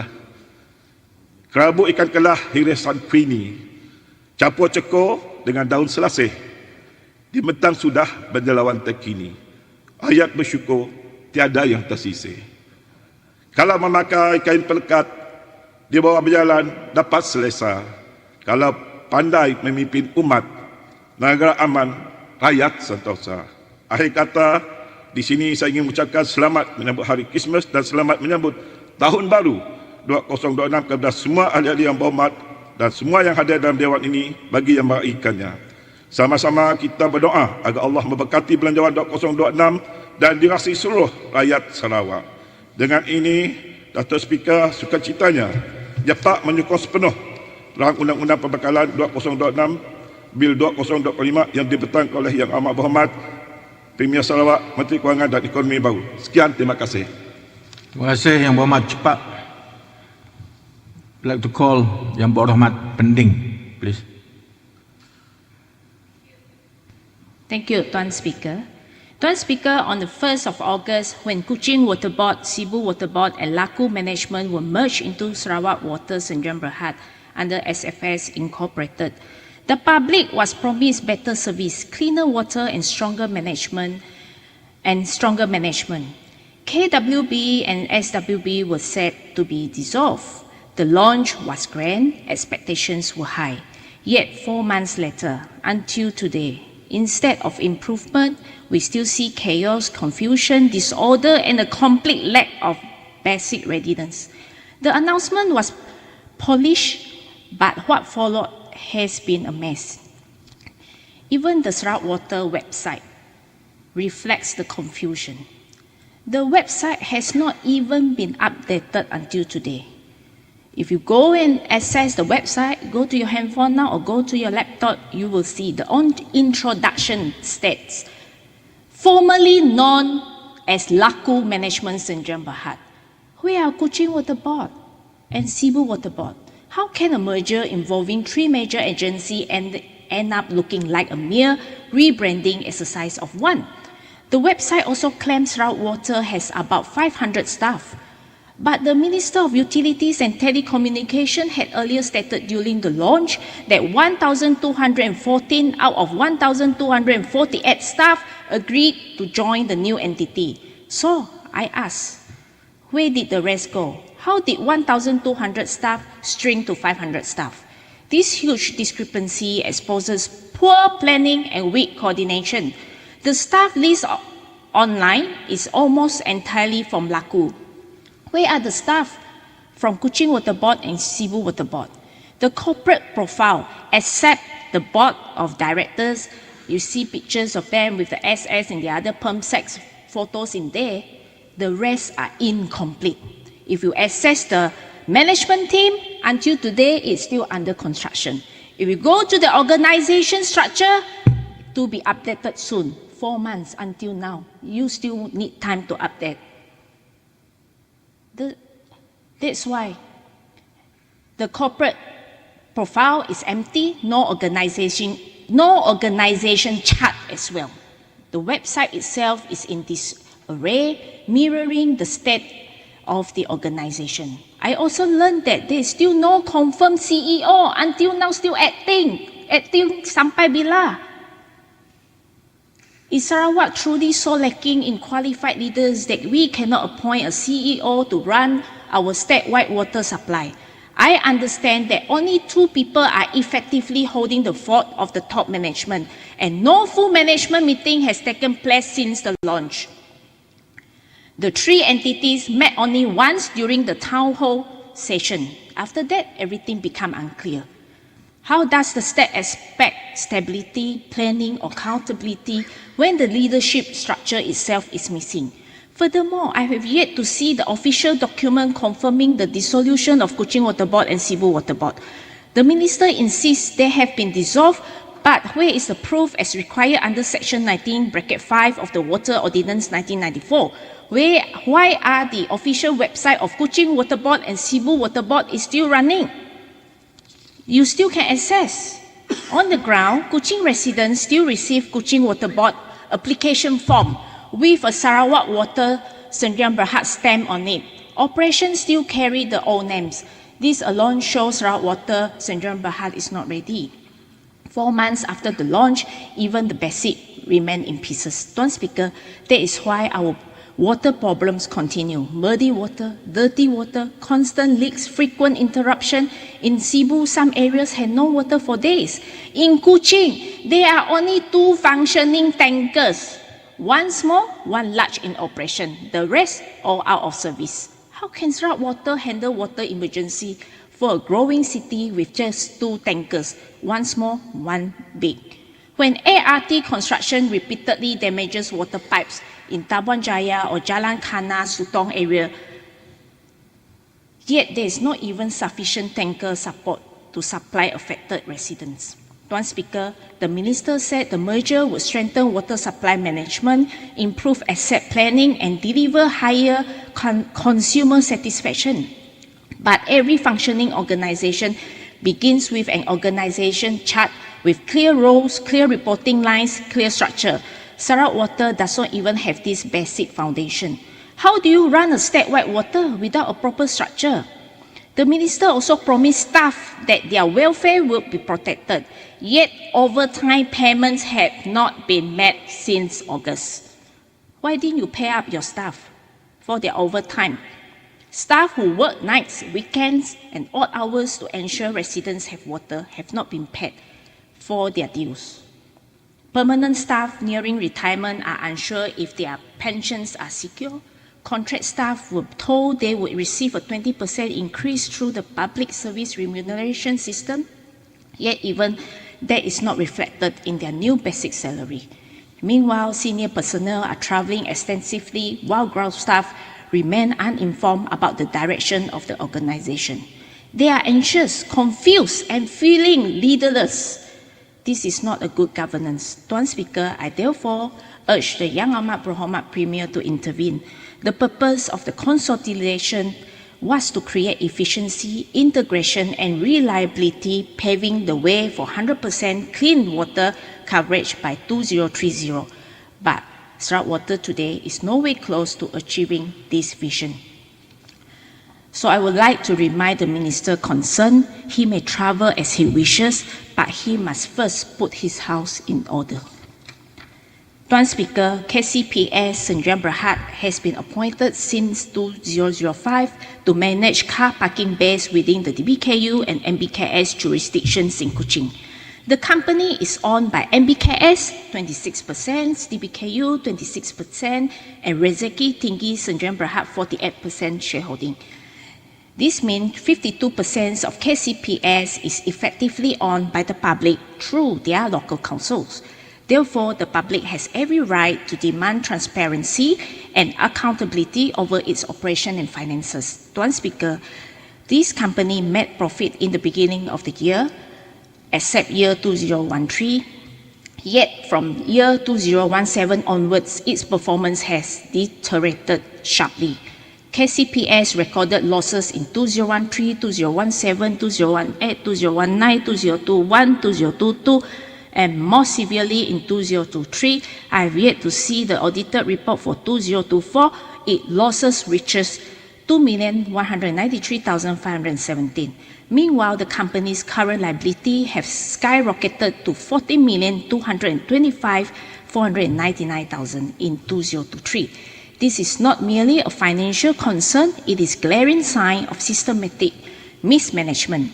Even more troubling, despite holding a monopoly over parking operations in Kuching, KCPS only declared dividends in 4 years throughout the past 2 decades.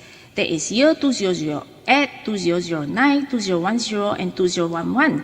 This directly contradicts the company's own promotional claim as stated in their website since its operation starting 1st February 2005. The Kuching City authorities of DBKU and MBKS have enjoyed a triple money guaranteed parking bay rental income with an additional 52% year-end dividend from KCPS as compared to the former concession holder. This is what is published in their website. In reality, over the 25 years of operation, forgot. Deputy Speaker, you were once a director there, so you know what I'm saying, right? Okay. I resigned. Yes. Many years ago. Yeah, many years. I saw from the audited report. I saw your name there. I think you forgot. Maybe those what do you call it? Good years where they paid dividend. Yes. I was there. Yes, you were there when the company was making profit. Yeah, and I was out. Yeah. That's why the company went down probably. Oh, that's very bad. Where were I? Thank you, Annie. Yeah, I have to acknowledge that you've done a good job. In reality, over the 25 years of operations, the total dividends paid out amount only to 623,500. How does this reflect well on a company tasked with managing an essential urban service, and one that is majority owned by DBKU and MBKS? I also found that directors' fees were paid out in 2017, 2018, and 2019, despite the company recording losses and declaring no dividends. When the company were making losses, no dividends, but the director can receive their directorship fees. How can a loss-making company justify paying director while failing to deliver returns to the very public that owns it? Dewan Speaker, how did a once profitable parking operator spiral into years of losses? What changed? Who made this decision? Did DBKU and BKS exercise proper oversight, or did they simply close one eye while the company bled financially? Between the two councils, we would like to know which council is more efficient in terms of collections of the overparking coupons. This question must be answered, as that is not just credibility of KCPS, but the integrity of our public institutions. This reflects very poorly on both MBKS and DBKU. Institution entrusted with safeguarding a public asset. If our council cannot even manage a parking company properly, how can the public trust them to manage city-wide infrastructure and essential services? Dewan Speaker, I just want to ask clarification. Probably it is not. Can you stop? Stop my time? Later you give me. Don't worry. Yeah. You see, just be fair, because there are two mayors there. Yes. And they are actually responsible people. Yes. And to be fair, have you not explored before you put or advance the assault on them? No, have you not considered the challenges the city of Kuching poses towards their responsibility? I think if you put that in your argument, you'll be a fair, what do you call that, argument. I think it's just to, short of casting improper motive. I'm just observing from this angle. Thank you. Deputy Speaker, I'm not imputing any improper motive, but I put forward all these questions because nobody have ever delved into the this issue previously, and we would like to know. That's why I bring it out in this Dewan, so that the Minister of the Local Government, during his winding up speech, can enlighten us, give us a clearer picture, a better understanding, so that we do not have all this confusion. And Tuan Speaker, the public working around downtown areas, including Carpenter Street, Main Bazaar, China Street, feedback that the Pay and Go apps does not provide season parking at those areas, and thus would like to request Pay and Go to provide them the opportunity to purchase season parking like what KCPS has done before. Tuan Speaker, after 8 years of battling rabies and more than 80 deaths, Sarawak still lacks an effective, comprehensive strategy. Rabies is fatal, but entirely preventable when human exposure steps are taken quickly, washing wounds for 15 minutes, receiving HRIG, that is human rabies immune globulin, and completing the full vaccine series. Yet, public awareness remains dangerously low. Many of our residents, of people do not aware of all this information. This year alone, nearly 14,000 animal bites cases were recorded. What is alarming is that shift in trend. 59.7% of bites now come from cats, not dogs. 59.7% bites now are from cats, and yet most campaigns still target dogs. The state government must urgently intensify education. I call for a dedicated public anti-rabies education unit to focus on public awareness, proper post-bite response, responsible pet ownership, and the need to vaccine both dogs and cats.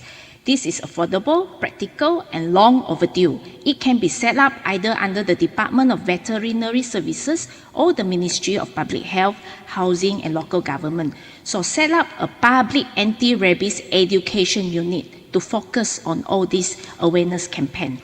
If Sarawak still cannot control rabies after 8 long years, then we must admit our agencies are struggling and requires the help from external expertise. Countries like Japan and many Western nations eradicate rabies through compulsory pet vaccination. Sarawak must do the same. The data is clear where it shows cats are now the main source of bite incidents.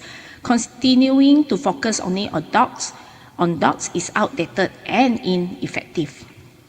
Tuan Speaker, Sarawak likes to present itself as a leader in sustainability, including renewable energy, carbon valuation, and forest restoration. These are commendable, but sustainability is not just about trees and carbon credits, it's about life. Our forests are living ecosystems. Without healthy wildlife populations, the very foundation of sustainability collapses. Wildlife, big or small, keeps our forests alive. Yet the reality is troubling. Sarawak has become part of the illegal wildlife trade network in Southeast Asia. Enforcement record shows our strategic land and maritime routes are now attracting international trafficking syndicates. This year, between April and September alone, 444 arrests were made under Ops Bersepadu Khazanah, and Sarawak has been flagged as a new transit point for total reptiles and other wildlife. Total seizure value at over 204 million. This is the scale we are dealing with. As such, we would like to call on the state government to strengthen your legal protection by listing the, I missed out one paragraph. Among the most alarming is the illegal trade of pangolins, the world's most trafficked mammal. Globally, 1 million pangolins have been poached in the past decade. In Southeast Asia, nearly 900,000 trafficked in just 20 years. Malaysia has been implicated repeatedly in major seizures. In Sarawak, we saw a staggering case in 2022 where a foreign national was fined 27.8 million for possessing pangolins and over 2,700 scales in Kuala Baram. And yet, many past offenders got away with penalties far too lenient to deter anyone. As such, I ask... Yeah. 1 minute added. Okay. Too many to speak. Anyway, I finish off this topic. So I would like to urge the state government to strengthen the legal protection by listing the Sunda pangolin as a totally protected species under the Sarawak Wildlife Protection Ordinance 1998. Pangolins eat ants and termites, playing a crucial ecological role in our forests. Second, boost enforcement using technology-based surveillance and stronger intelligence sharing to intercept trafficking routes. And thirdly, launch public awareness campaign to dismantle dangerous myths about pangolin scale and curb demand both locally and internationally. And last, for the SCAS, especially for the senior citizens who are single, either without partners or children, please allow them to have their SCAS money by banking through their bank account.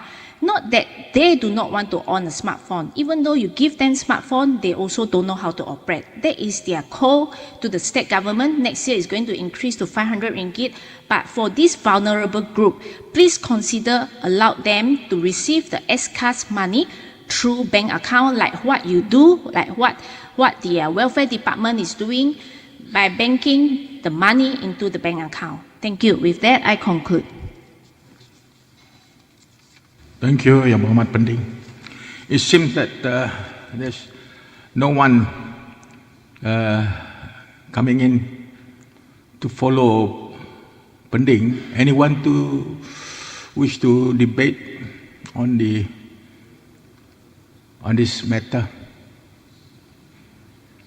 Batu Kitang.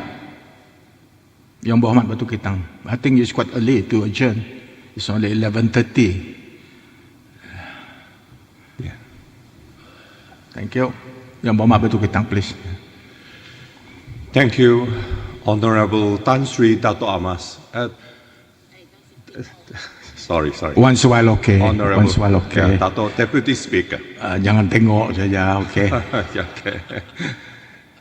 Thank you for the honor and opportunity to debate Yang Amat Berhormat Premier's 2026 Budget Address.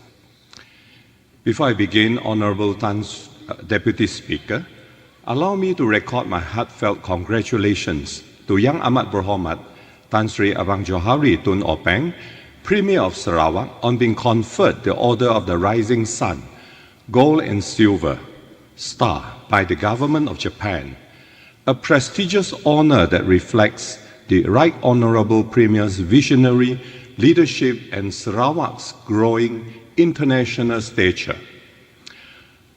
I would also like to extend my sincere congratulations to the Honourable Tan Sri Dato' Amar Muhammad Asfia Awang Nasa on his reappointment for a 10th consecutive term as the Speaker. This honour reflects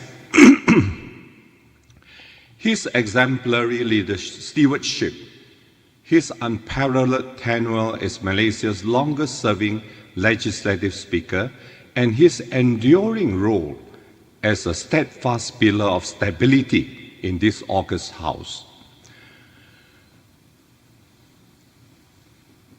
Deputy Speaker, Honourable Deputy Speaker, I express my full support for the 2026 budget.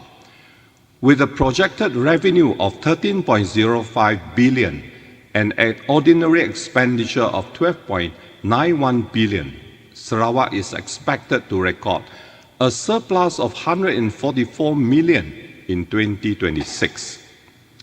Despite global uncertainties, fluctuating oil prices, and wider economic challenges, Sarawak remains fiscally strong, having already collected 10.3 billion as of October 2025.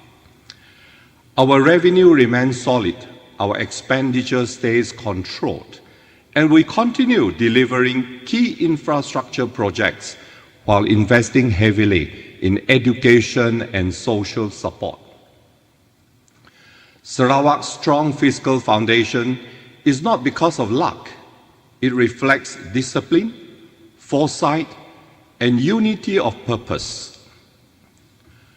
Honourable Dato' Deputy Speaker, the expansion of the state sales tax on petroleum products has affirmed our constitutional rights and broadened revenue, while the emerging state ownership policy enhances governance, clarifies mandates, and promotes value creation across our SOEs. The return of Bintulu Port and the consolidation of Sarawak Energy under state ownership strengthens strategic control and the empowerment of Petros under the Distribution of Gas Ordinance 2016, secures stewardship of natural gas resources. Sarawak's structural reforms continue to reinforce our autonomy and strengthen our long-term economic foundation. These reforms mark a defining shift, propelling Sarawak forward at an impressive pace. Honorable Dato' Deputy Speaker, Sarawak's digital and high technology agenda is advancing with clear direction and intent. The recent unveiling of the Ketek AI Power Converter during YAB Premier's mission to the United Kingdom underscores Sarawak's determination to secure its position within the global semiconductor, AI, and renewable energy supply chain. Initiatives such as the Semiconductor Mastery Training Program and the talent pipelines under SAIC are deliberately designed to cultivate world-class engineers, analysts, and innovators. Sarawak is aligning human capital with high-value industries, ensuring that technological progress is not imported, but grown from within. Sarawak's welfare framework is not piecemeal charity either. It is a comprehensive, sustainable, and forward-looking system designed to support our people at every stage of life. Beginning in 2026, the government will provide free tertiary education for 64 courses in state-owned institutions, supported by free laptops for eligible students and an annual 1,200 allowance for all anak Sarawak pursuing tertiary studies nationwide, 15,000 stipends for students from needy families, and subsidized return air travel for those studying in West Malaysia. These are complemented by key programs such as the baby endowment, postnatal care support, the Kanyalang Gold Card, and rental assistance to everyone in the B40. One of the latest to be built was at PPR Lande in my kawasan. Together, they form a dignified social safety network that strengthens equity and stability for all Sarawakians. Honorable Dato' Deputy Speaker, I wish to respectfully highlight a concern raised by several families residing under the Sarawak Malaysia My Second Home program, MM2H. Under the current rules, a dependent child must leave the program at the age of 21, but cannot apply independently until age 30. This poses real hardship for young adults who grew up here, study here, and contribute here. Revising this requirement will strengthen family unity, retain talents in Sarawak, and enhance Sarawak's standing as a stable, family-friendly destination for long-term residency. Honorable Dato' Deputy Speaker, I also wish to convey a matter raised by civil servants under the Professional and Management P&M service track, particularly those at grade 52/grade 13. They have expressed concern that they were not included in the recent one-off promotion exercise to grade 54/grade 14. Despite fulfilling the required service duration, performance standards, skills assessments, and being part of the same structured progression pathway from grade 41 to 54. This is a respectful appeal on behalf of those in my constituency and others in similar circumstances to ensure fairness, consistency, and continued encouragement for those who serve our people with dedication. Dato' Deputy Speaker, allow me to reaffirm several key development needs within Batu Kitang that continue to require attention and coordinated implementation. The construction of elevated pedestrian walkways along Jalan Datuk Tawi Sli and Jalan Datuk Kalong Ningkang remains essential to ensure the safety of students and senior citizens who cross these busy roads daily.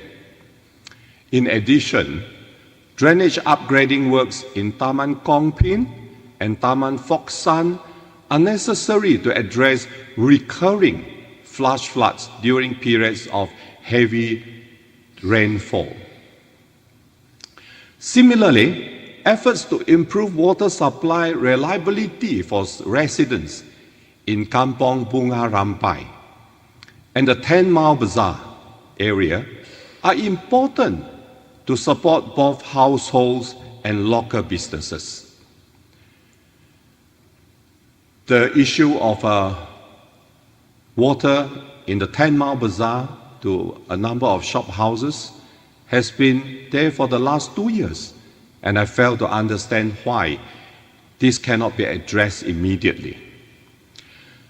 The installation and enhancement of pedestrian crossings near Cyberjaya College and along Jalan Lande would also significantly improve public safety.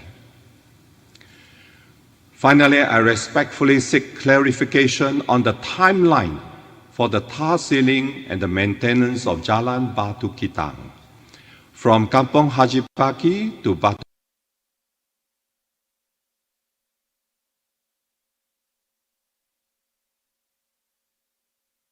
community and many others. Honorable Dato' Deputy Speaker, before I conclude, I must record a deep sense of concern in light of recent federal statements. Let us recall the Prime Minister's own words in January 2023 that every agreement signed with Sabah and Sarawak, including MA63, must be respected and fulfilled. Those are the words of our Prime Minister. And that this must never be reduced to mere political promises. These are the words of the Prime Minister. Yet today, almost 3 years later, we are concerned to see how these commitments continue to change shape again and again. On the matter of one-third parliamentary representation, a clear MA63 safeguard, the federal government now says they cannot commit. On Sabah's 40% revenue entitlement, we are told it will be honored, yet the process remains trapped in endless technical discussions. MA63 is the foundation of Malaysia. Without Sarawak and Sabah, there is no Malaysia. Upholding its terms is essential to maintaining trust and stability in the Federation. Honorable Dato' Deputy Speaker, Sarawak moves forward because we are united in purpose, firm in our constitutional rights, and consistent in our long-term planning. The Premier has been both our shield and our guide, defending our rights with courage while opening new paths for our future. And our young Di-Pertua Negeri stands as our moral compass, reminding us always of integrity, unity, and our sacred obligations under MA 63. With that, Dato' Deputy Speaker, I reiterate my full support for the 2026 budget. And finally, I wish all honorable members of this August House and all of us who are celebrating Christmas a Merry Christmas and a Happy New Year. Thank you, Honorable Dato' Deputy Speaker. Thank you, Yang Berhormat Batu Ketang. Next, we'd like to call Yang Berhormat Baldingian, please. Bismillahirrahmanirrahim. Assalamualaikum warahmatullahi wabarakatuh. Salam Sarawak Maju Makmur. Salam segulai segawai. Datuk Speaker, thank you for giving me the honor to participate in this debate on the Sarawak Budget 2026. Theme empowering people, advancing prosperity and building a resilient future.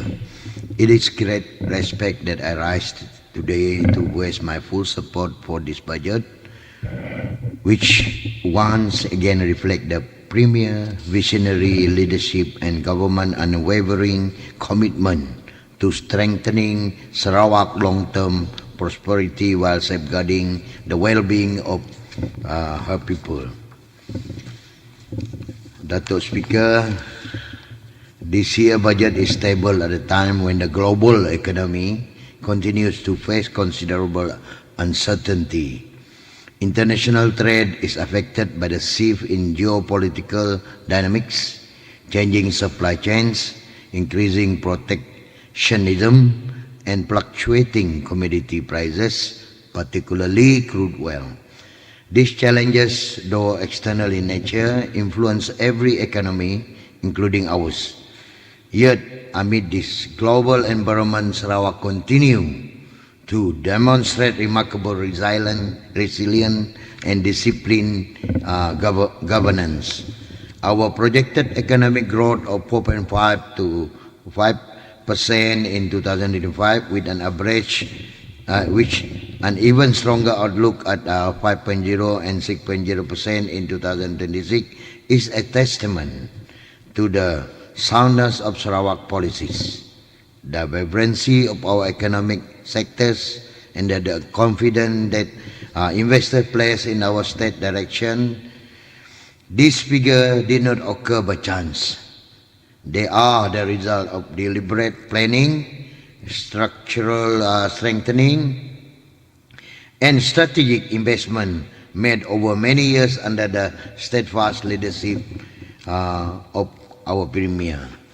Dato' Speaker, the Premier has anchored the budget on 5 strategic imperatives, each aligned with Sarawak's long-term aspiration of becoming a high-income, competitive, innovative, and environmentally sustainable economy. These imperatives are 1. Fiscal and structural reform, 2. Prudential and responsible financial management, 3. Expansionary growth-driven investment, 4. Diversification of revenue sources, and 5. Inclusive development, ensuring no Sarawakian is left behind. Together, these pillars reflect clarity of vision and continuity of strategic purpose. They form a strong foundation upon which Sarawak can not only withstand external shock but thrive in the face of them. For 2026, the state anticipates total revenue of RM 13.1 billion, supported mainly by the state sales tax, petroleum-related compensation, dividend, and interest income, with a budget surplus of RM 144 million. This budget reflects disciplined financial stewardship, a hallmark of Sarawak administration. The surplus is significant. It provides the state with the fiscal space to continue investing heavily in infrastructure, human capital, digitalization, innovation, environmental stewardship, and community well-being, all while preserving strong reserve for future contingencies. Dr. Speaker, the state government has allocated RM 9.3 billion for development expenditure in 2026, evident of its commitment to long-term growth. Allow me to highlight several pillars that will bring direct, tangible impact to the Rakyat. 1. Agriculture and food security. RM 73 million for smart and precision farming. RM 21.4 million for agro park and aquaculture park. RM 20.4 million for drainage and irrigation in the paddy areas. RM 33 million for strengthening the cattle industry. This measure elevate our agricultural landscape toward modern, technology-driven production, smart farming, sustainable aquaculture, and improve irrigation system, which will enhance yield, increase rural income, and strengthen Sarawak food security in the year ahead. Number 2, economic diversification and SME development. RM 31 million for micro SME development, RM 20 million for SME training and upskilling, RM 58.2 million for industrial park across Sarawak, RM 6 million for trade and investment promotion, RM 21 million for Sarawak Trade and Tourism Office in Singapore, Brunei, and Pontianak. These initiatives open new pathway to the trade, investment, industrial activity, and market expansion. SME, especially those in semi-urban and rural districts, stand to benefit from upgraded infrastructure and better access to training and market. 3. Education and human capital development. RM 250 million for the Free Tertiary Education Scheme or FTES, RM 33 million for Yayasan Sarawak International Secondary School, RM 22 million for Sedidik Early Childhood Education, RM 30.5 million for free laptops, and RM 2 million for book vouchers, RM 60 million for student living assistance, RM 96.2 million for Tibet institution, RM 18 million for semiconductor and talent development. This allocation uplifts Sarawak education ecosystem and prepare our young generation for knowledge-intensive industry. Number 4, environmental stewardship and climate preparedness. RM 3.4 million for the climate change roadmap, RM 7 million for net zero strategy and carbon pricing studies, introduction of carbon levy beginning 2026, RM 30.73 million for sustainable environmental management, RM 62 million for Sarawak Forestry Corporation. This commitment strengthens Sarawak global position in sustainable development and green economic transition. Number 5, rural development. Rural infrastructure, utility expansion, farm road and logistic, agro-food collection and processing facilities, entrepreneurship support through Anjong Usahawan. For rural constituencies like Blanyan, this intervention improve mobility, connectivity, and opportunity for the community upliftment.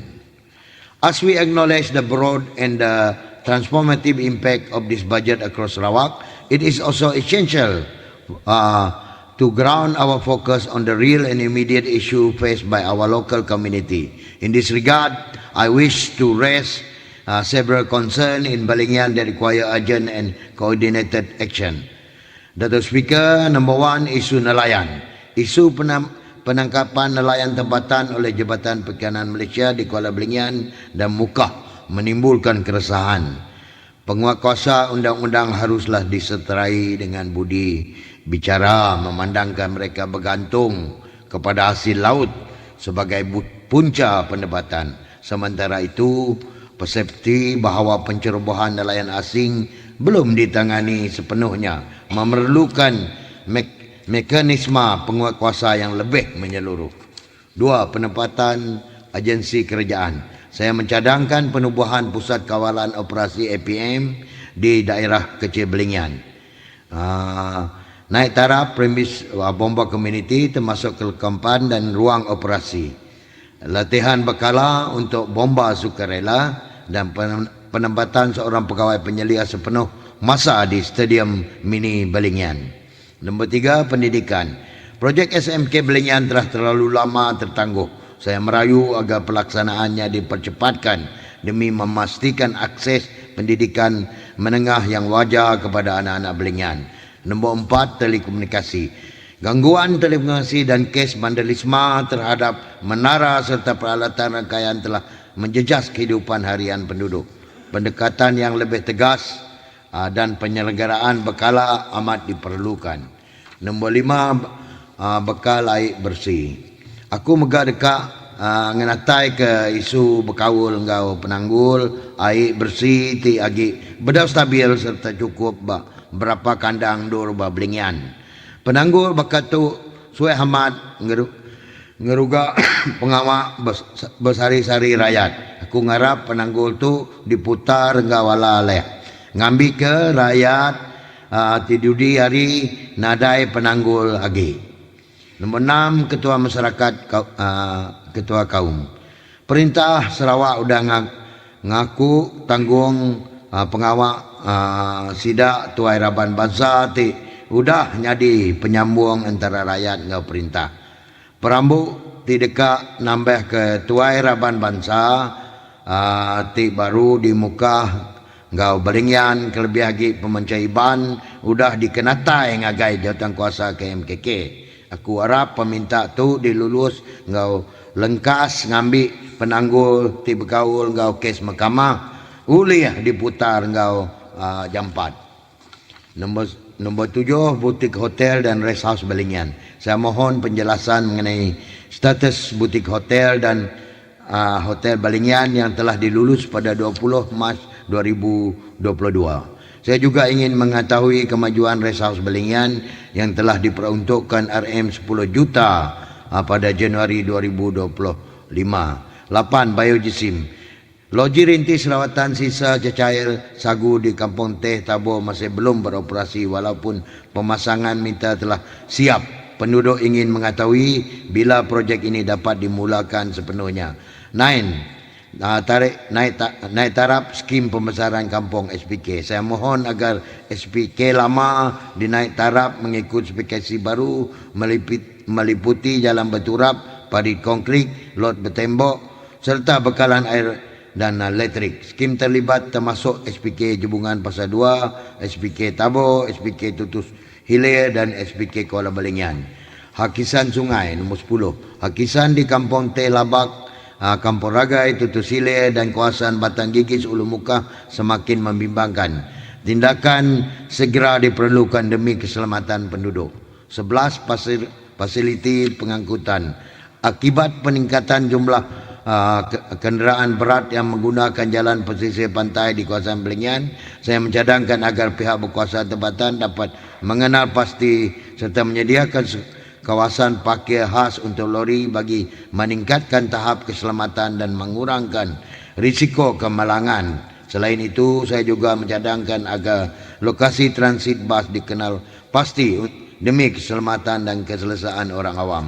Jambatan alternatif muka. Rakyat di N58 juga ingin mengetahui perkembangan terkini mengenai projek jambatan kedua muka yang amat penting untuk kelancaran perhubungan. 13. Jalan pesisir pantai.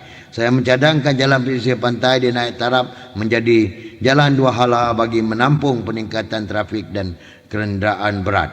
14. Pekerja asing. Kehadiran pekerja asing yang meningkat telah menimbulkan kebimbangan berkaitan keselamatan dan sosial. Penduduk ingin mengetahui langkah penguatkuasa dan kawalan yang sedang serta akan dilaksanakan. Dan Sri Datuk Speaker, as I have outlined the various issues affecting the people of Belingan, I wish to emphasize my earnest hope that all these matters touching on the livelihood, safety, infrastructure, development, and community well-being will be addressed in fair, timely, and amicable manner. I am confident that with this continued cooperation of relevant ministries and agencies, and with the shared commitment of Honorable House, this concern can be resolved effectively for the benefit of the Rakyat. Dr. Speaker, before I proceed to my final remark, I would like to offer one modest but meaningful suggestion regarding the facilities of this very complex. Every Dun sitting, hundreds of government officers, media personnel, and members of the public walk from the public parking areas to the August House, often under scorching heat and heavy rain. To improve their safety and convenience and comfort, I humbly propose that the government consider setting aside an allocation to construct covered walkway connecting the main public parking zone to the Dun building. Though small in scale compared with the state-wider development agenda, this enhancement would significantly improve accessibility and reflect our shared commitment to making the Dun a modern, efficient, and people-friendly institution. In conclusion, Dr. Speaker, the Sarawak Budget 2026 is not merely a financial document, it is a comprehensive and forward-looking roadmap that builds economic resilience, accelerate social progress, prepare Sarawak for evolving challenge ahead. It is a budget that places people at the center, strengthen shared prosperity, ensure continuity of inclusive development across all regions. On behalf of the people of NPTH Belingan, I express my full support for the Supply 2026 Bill 2025 and commend the Premier for presenting a bill that is bold, strategic, responsible, and truly people-oriented. To our Christian community of friends, selamat menyambut Hari Christmas, and to all Sarawakian, I wish a safe, blessed, prosperous New Year. Thank you, Dr. Speaker. Thank you, Yang Mohamad Balingian. We'd like to call Yang Mohamad Bukit Asik, please. Dr. Speaker, thank you for giving me the opportunity in participating in the debate on the Supply 2026 Bill 2025, which was tabled by Yang Amat Berhormat, Premier of Sarawak, Minister for Finance and New Economy. Dr. Speaker, today I stand in full support of the 2026 Sarawak budget theme, empowering people, advancing prosperity, building a resilient future. The theme reflects the core belief of our government, and that is our duty not only to grow the economy, but to ensure that every Sarawakian, regardless of background, has opportunity to share in the progress of this great state.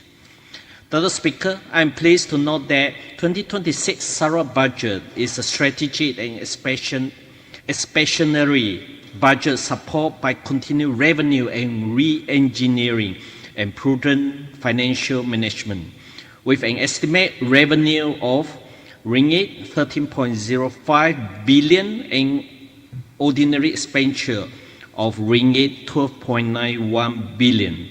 We are focusing a budget surplus of ringgit 144 million. This surplus is not merely a number, it is a proof that Sarawak is heading to the right direction with strong fundamentals enabling us to invest more boldly in infrastructure, digital transformation, and sustainable development without compromising the financial discipline. Dr. Speaker, I rise in support particularly to the enhanced SKAS for 2026, an initiative that truly reflects the compassionate and the people-centered government of the GPS government at the time with many households continue to feel the pressure of rising living costs. SKAS provides meaningful relief by directly assisting those who need it most. The revised assistance rates demonstrate a targeted and responsible approach. The household earning 5,000 and below will now receive 950 annually. the senior citizen without a partner or children will receive 500, and the single individuals earning 2,500 and below will receive 300, with reimbursement made once every 4 months. With 640 million allocated, more than 1 million Sarawakians stand to benefit. And this initiative is not just about the financial aid, it is about the dignity, assurance, and ensuring that no Sarawakian is left behind.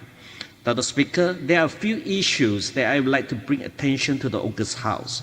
Number one, Bukit Asset redevelopment, a catalyst for Cebu modern future. Dr. Speaker, I rise today to once again highlight the transformative Bukit Asset redevelopment project, a flagship initiative under our visionary YAB Premier of Sarawak. And this development is not merely a construction effort. It is a long-term blueprint to reshape Cebu into a modern, resilient, and vibrant urban center. The master plan is currently being finalized by the LCDA in collaboration with the international consultant Rainbow. And once complete and approved, it will be announced by our YAB Premier. The implementation will follow a comprehensive 15 to even 20 years roadmap beginning in 2026, reflecting our previous commitment that Cebu will evolve into a modern town with its own character where sustainable infrastructure, the flood mitigation, and the economic growth are integrated with the needs of the people. The redevelopment area has now expanded from 497 acres to 830 acres, incorporating the riverbanks and swamp zone to ensure comprehensive scientific and long-term planning. And this expansion enables systematic infrastructure development will address the long-standing flooding issue while unlocking the land value for commercial, residential, and community development. Dr. Speaker, the economic spillover from this project extends far beyond Bukit Asset. It creates jobs, stimulates the construction and the service sectors, and attract investors from within and beyond Sarawak. We are encouraged that LCDA has already showcased this project at the Sarawak Mega Fair 2025 in Singapore, positioning Bukit Asset as an international investment focal point and highlighting Sarawak potential under PCDS 2030. As this planning reaches its crucial phase, meaningful community engagement must be prioritized. Therefore, I strongly urge LCDA to organize a public exhibition once the master plan is announced by our YAB Premier of Sarawak.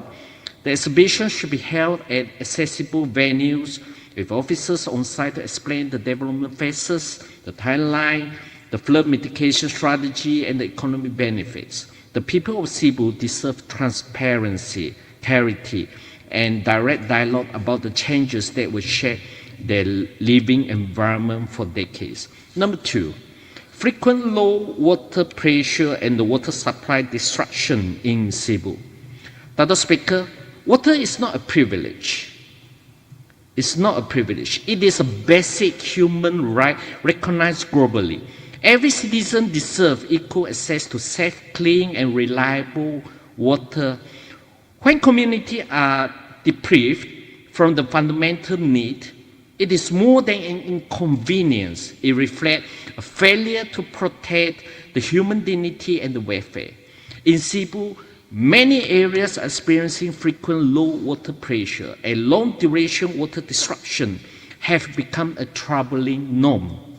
Residential areas experience days without water. Small businesses owners are forced to close the shop. Families queue to buy bottled water. Industries lack sufficient water for daily operations. Some communities have waited up to few weeks with little to no supply. And even more concerning, many of these disruptions occurs without any warning or public notifications. Households wake up unable to shower, prepare food, or perform basic hygiene. The businesses suddenly cannot operate. The industrial activity are hindered when an entire community suffers unexpected water cuts. Emergency assistance should be prompt, reliable, and automatic. No delay, conditional or dependent or repeated public complaints. And this crisis also undermines our economic development. For example, in the Randau-Banjang shipbuilding industrial zone, unstable water supply disrupt repairs, cleaning processes, the cooling system, and the worker facilities. And this impacts the productivity, the competitiveness, and the investor confidence. Therefore, I urge the Ministry of the Public Utility and Telecommunication to, number one, allocate funds to construct an acute water treatment plant in Randau-Banjang. Number two, expertise the upgrading of aging and overload main pipelines, improving the system's stability. Number three, expertise the ongoing upgrade of the saline water treatment plant, which will double its capacity and increase clean water production from 150 million to 300 million liters per day. Number four, implement the forward planning assessment, align the water infrastructure with population and industrial growth. Dr. Speaker, development must begin with essentials. Let us guarantee the reliable water for Sarawakian today, not someday. In addition to immediate and urgent measures, Cebu also requires medium to long-term solutions to prevent this crisis from recurring. Therefore, I strongly urge the Ministry to approve and expertise the following projects. Number one, Jalan Ulu, Cebu West Storage Tank and Pipelines. Number two, pipeline extension at Jalan Tungu Abdul Rahman, which covers from the Jalan Ulu Sungai Merah and the Jalan Ulu Oyat area. Number three, Ulu Sungai Merah Storage Tank. Number four, pipeline extension at Kemuyang and High Level Tank. These projects are not optional upgrades. They are necessary infrastructure commitment that will secure Cebu water future for the next generation. Number three, improving Cebu air connectivity through Air Borneo. Dr. Speaker, I stand to bring forth an issue that directly shape the daily lives, the economy and the connectivity of our people, air travel in Sarawak, especially from the upcoming launch of Air Borneo. For Sarawakian, air travel is not a matter of convenience. It is a vital bridge that links family across a long distance, enable business to grow, and the sustain of our tourism and the trade sector. As we move forward with the establishment of our own Sarawak airline, it is crucial that the new milestone reflects the real need of all Sarawakians, including those in Cebu. While Kuching is expected to serve as the central hub, it is equally important that Cebu, being the heart of Central Sarawak, receive strong consideration in route planning. Cebu stands as a major logistic, commercial, service industry, and an educational center. Therefore, I urge the flight frequency from Cebu to the key destinations such as Kuching, Kuala Lumpur, Kota Kinabalu, and Miri be significantly enhanced. And more connections mean more mobility for our people and more opportunity for our economy. Dr. Speaker, the people of Cebu continue to face a recurring burden. Airfares increase sharply during the festive seasons. Families often struggle to return home from Chinese New Year, Hari Raya, Christmas, and Gawai. For many, the cost of an air ticket becomes heavier than the cost of celebration itself. As Air Borneo is designed to serve Sarawakian, then I sincerely hope that the airline will introduce affordable and Raya-friendly fares, particularly during the major festivals.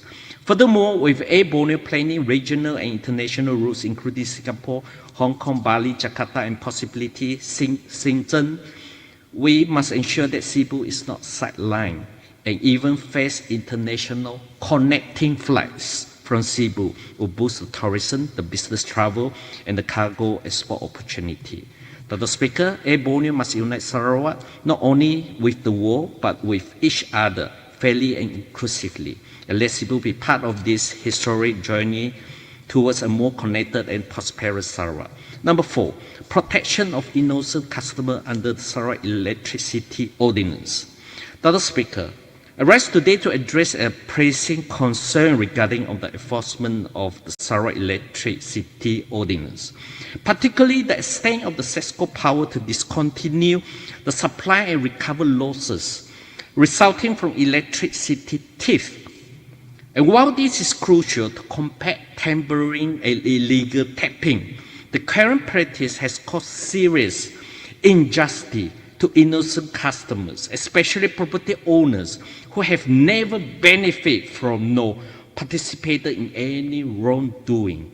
And under Section 33A of the Ordinance, SESCO is given statutory powers to prosecute the offenders and recover revenue loss. However, instead of directing enforcement against the actual wrongdoers, SESCO has increasingly held innocent landlords liable for loss of revenue and threatened to disconnect the electricity supply, not just to affected premises, but also to their own homes and other properties under the same names. Recently, I was approached by multiple victims of this enforcement approach. Let me highlight two alarming examples. Incident 1, a landlord rent out her commercial property without knowing that the tenant was running a Bitcoin mining operation. The tenant tampered with the meter. Instead of prosecuting the tenant, SESCO demanded approximately 700,000 ringgit from the innocent owner or faced the disconnection of supply. Incident number 2. A retired elderly couple, aged around 75, leased a shop house for 450 per month. The tenant misrepresented that the premises were for the storage and then illegally tapped the electricity without installing a meter. The couple was later issued a demand of ringgit 280,000 and it reduced to 95,000 on appeal. But with the threat of the home electricity would be disconnected if they did not pay. And this elderly citizen survived on a small rental income and the children's support. Forcing payment through disconnection risks pushing them into homelessness and hardship. Dr. Speaker, Section 33A gives SESCO discretion to prosecute in court or to recover losses by issuing a certificate and disconnecting supply. SESCO often chooses not to prosecute offenders because it is easier to demand payment and use disconnection as a leverage, and this denies innocent owners their right to a fair trial and result in punishment without the due processes. Electricity is a basic necessity and disconnection shouldn't be weaponized against the innocent. To continue allowing such practice contradicts the spirit of justice, proportionality, and the legislative intent. The ordinance is clearly meant to punish the offenders, not to destroy the lives of innocent consumers. Therefore, I humbly propose the following reform. Number 1, amend the Sarawak Electricity Ordinance or issue the new rules under Section 36. A legal provision should differentiate between the offenders and innocent customer, ensuring liability is imposed only after the proof of involvement. Innocent landlords must be presumed guilty merely because of the offense occurred on their premises. Number 2, require the prosecution of actual offender before recovering all of losses. Number 3, prohibit disconnection of premises not involved in the offenders. Number 4, establish an independent inquiry committees within SESCO.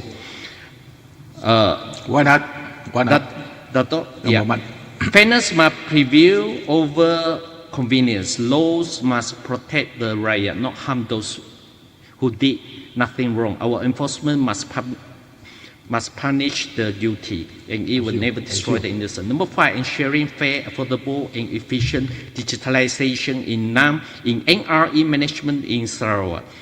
I must convey the growing concern from several key industries. It's regarding on the management through the foreign workers transformation approach to a new system known as SANSOLS. As we know that under this previous application system, no system fee was imposed, but with the new implementation, A new application fee amounting of 1,854 plus the 8% service tax, it brings to the total of 2,002 ringgit and 30 cents per applicant. For the industry employing a large number of workers, and this represents a major financial burden. Therefore, as wisely reported by the industry stakeholder, companies are already bearing the cost, including the medical screening, the permits, and levies. And adding the additional of the extra fees significantly impact the operation expenses that discourage the expansions. So therefore, I respectfully request the ministry to review and reduce the SANSOLS fee structures, particularly for high dependency sectors, ensure that the number two, new system truly accelerate the approval efficiency, reduce the waiting time, and improve the user experience. Digitalization should outlive the business competitiveness. Yang Berhormat, not become please. an added burden. I trust the ministry will consider this feedback. And I would like to wind up. In conclusion, I would like to wish all my fellow colleagues who are Christian a Merry Christmas. And of course, I wishing everyone a happy and prosperous New Year 2026. And with that, Dr. Speaker, I fully support the Supply 2026 Bill 2025. Thank you very much. Thank you very much. Yang Berhormat Bukit Asik, ahli-ahli yang berhormat, we shall now adjourn for lunch, and can we be back at 2:30 p.m. please? Thank you.